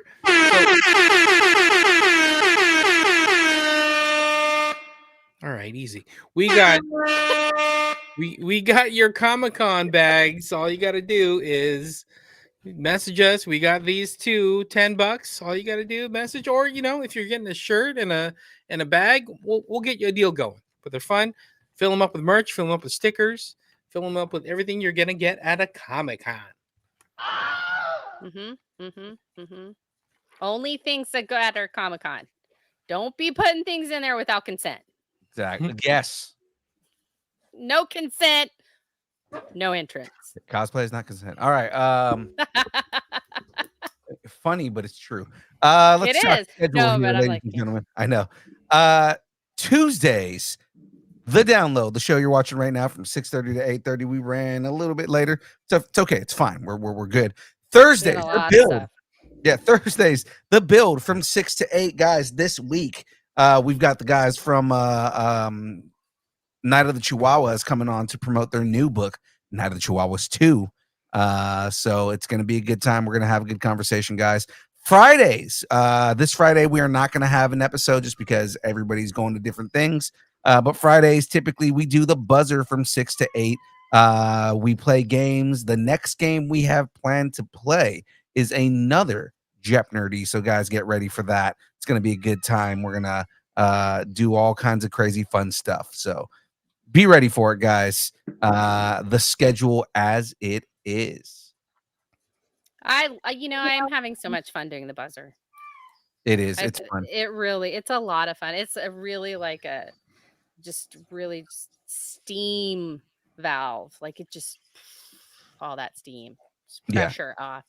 And if you want to go back Pressure. and watch them, they're on YouTube. They're on the Distance Nerding YouTube. Yeah, see if you can answer the questions There you go. because we clearly cannot. Longs wanted to make sure everybody knows that they will be live tomorrow at 5:30, building cosplay and doing all the fun stuff that they do on their channel. They also do like a little bit of like trivia and some Mad Libs and things like that. It's a fun time, guys. I know James is usually in that chat, talking all kinds of smack to everybody, including myself. So mainly you, because you're not there. You can't defend yourself, so it works out. I'm not there, like you're not on our shows 90% of the time. Exactly. I win a Oh, lot of yeah. arguments. I win a lot of arguments that way. Hey, so like we have a thing going on, don't we? Like a Road to 500 thing? Yeah, we do. Well, ladies and gentlemen, of course, let's talk about support. The best way to support the show is to head over to distancenerding.com. Hit that big blue button across the top and buy us a taco. That's right, ladies and gentlemen. You can join the taco party. Join the taco party. Oh, yeah. Oh, that works even better. Ladies and gentlemen, join the taco party. That is the best way to support Distance Nerding. Now, along with that, 1 second here, guys. Along with that, we are currently on the road to 500. We are trying to get to 500 subscribers. We are currently on subscribers on YouTube.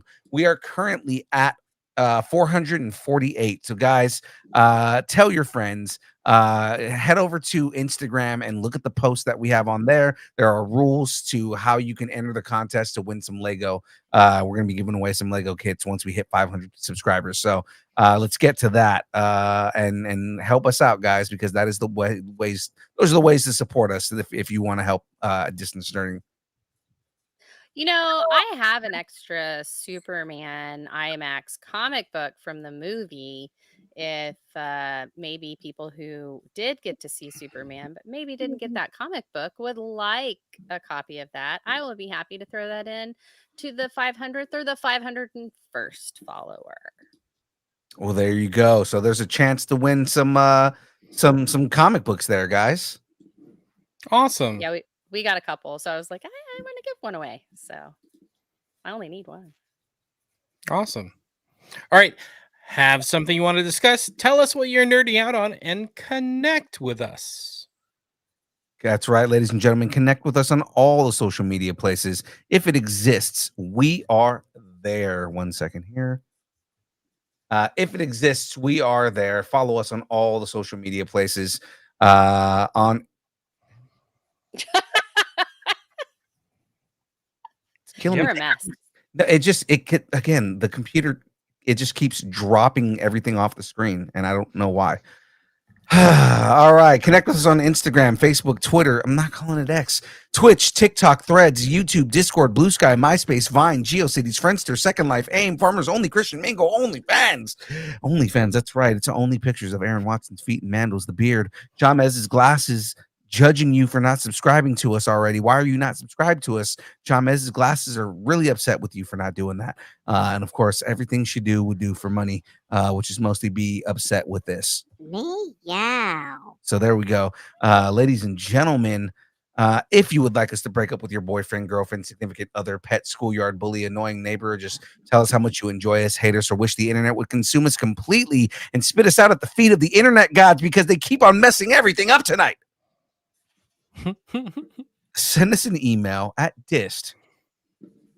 So I have come to the conclusion, because Creepy Baby is making a lot more louder noises now, that one of our dogs may have possessed her, and the other one possessed Raggedy Ann over here. So yeah.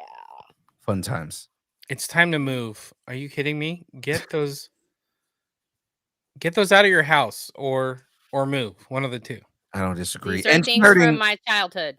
Nerding at AOL.com, and we will read it live on the air. It's creepy. It's creep factor. You know, I love Creepy Baby though. She's amazing, and so is Anne. Oh my gosh! Nope.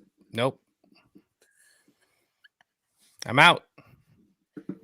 All right, everybody. Thanks. Nope. Even Grogu. Nope, not down. Thanks, and keep nerding together. That is right. Well, ladies and gentlemen, Bruce. Bruce. Bruce. go to sleep. Bruce. Go to bed, Bruce. It's definitely summertime. should He be in doesn't bed have to by go to now. sleep. 8:30. It's summer. He can stay up.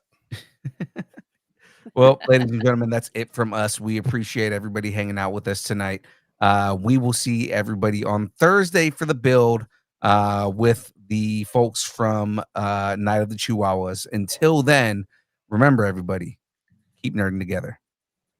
See Bye, everybody later. everyone. Distance nerding.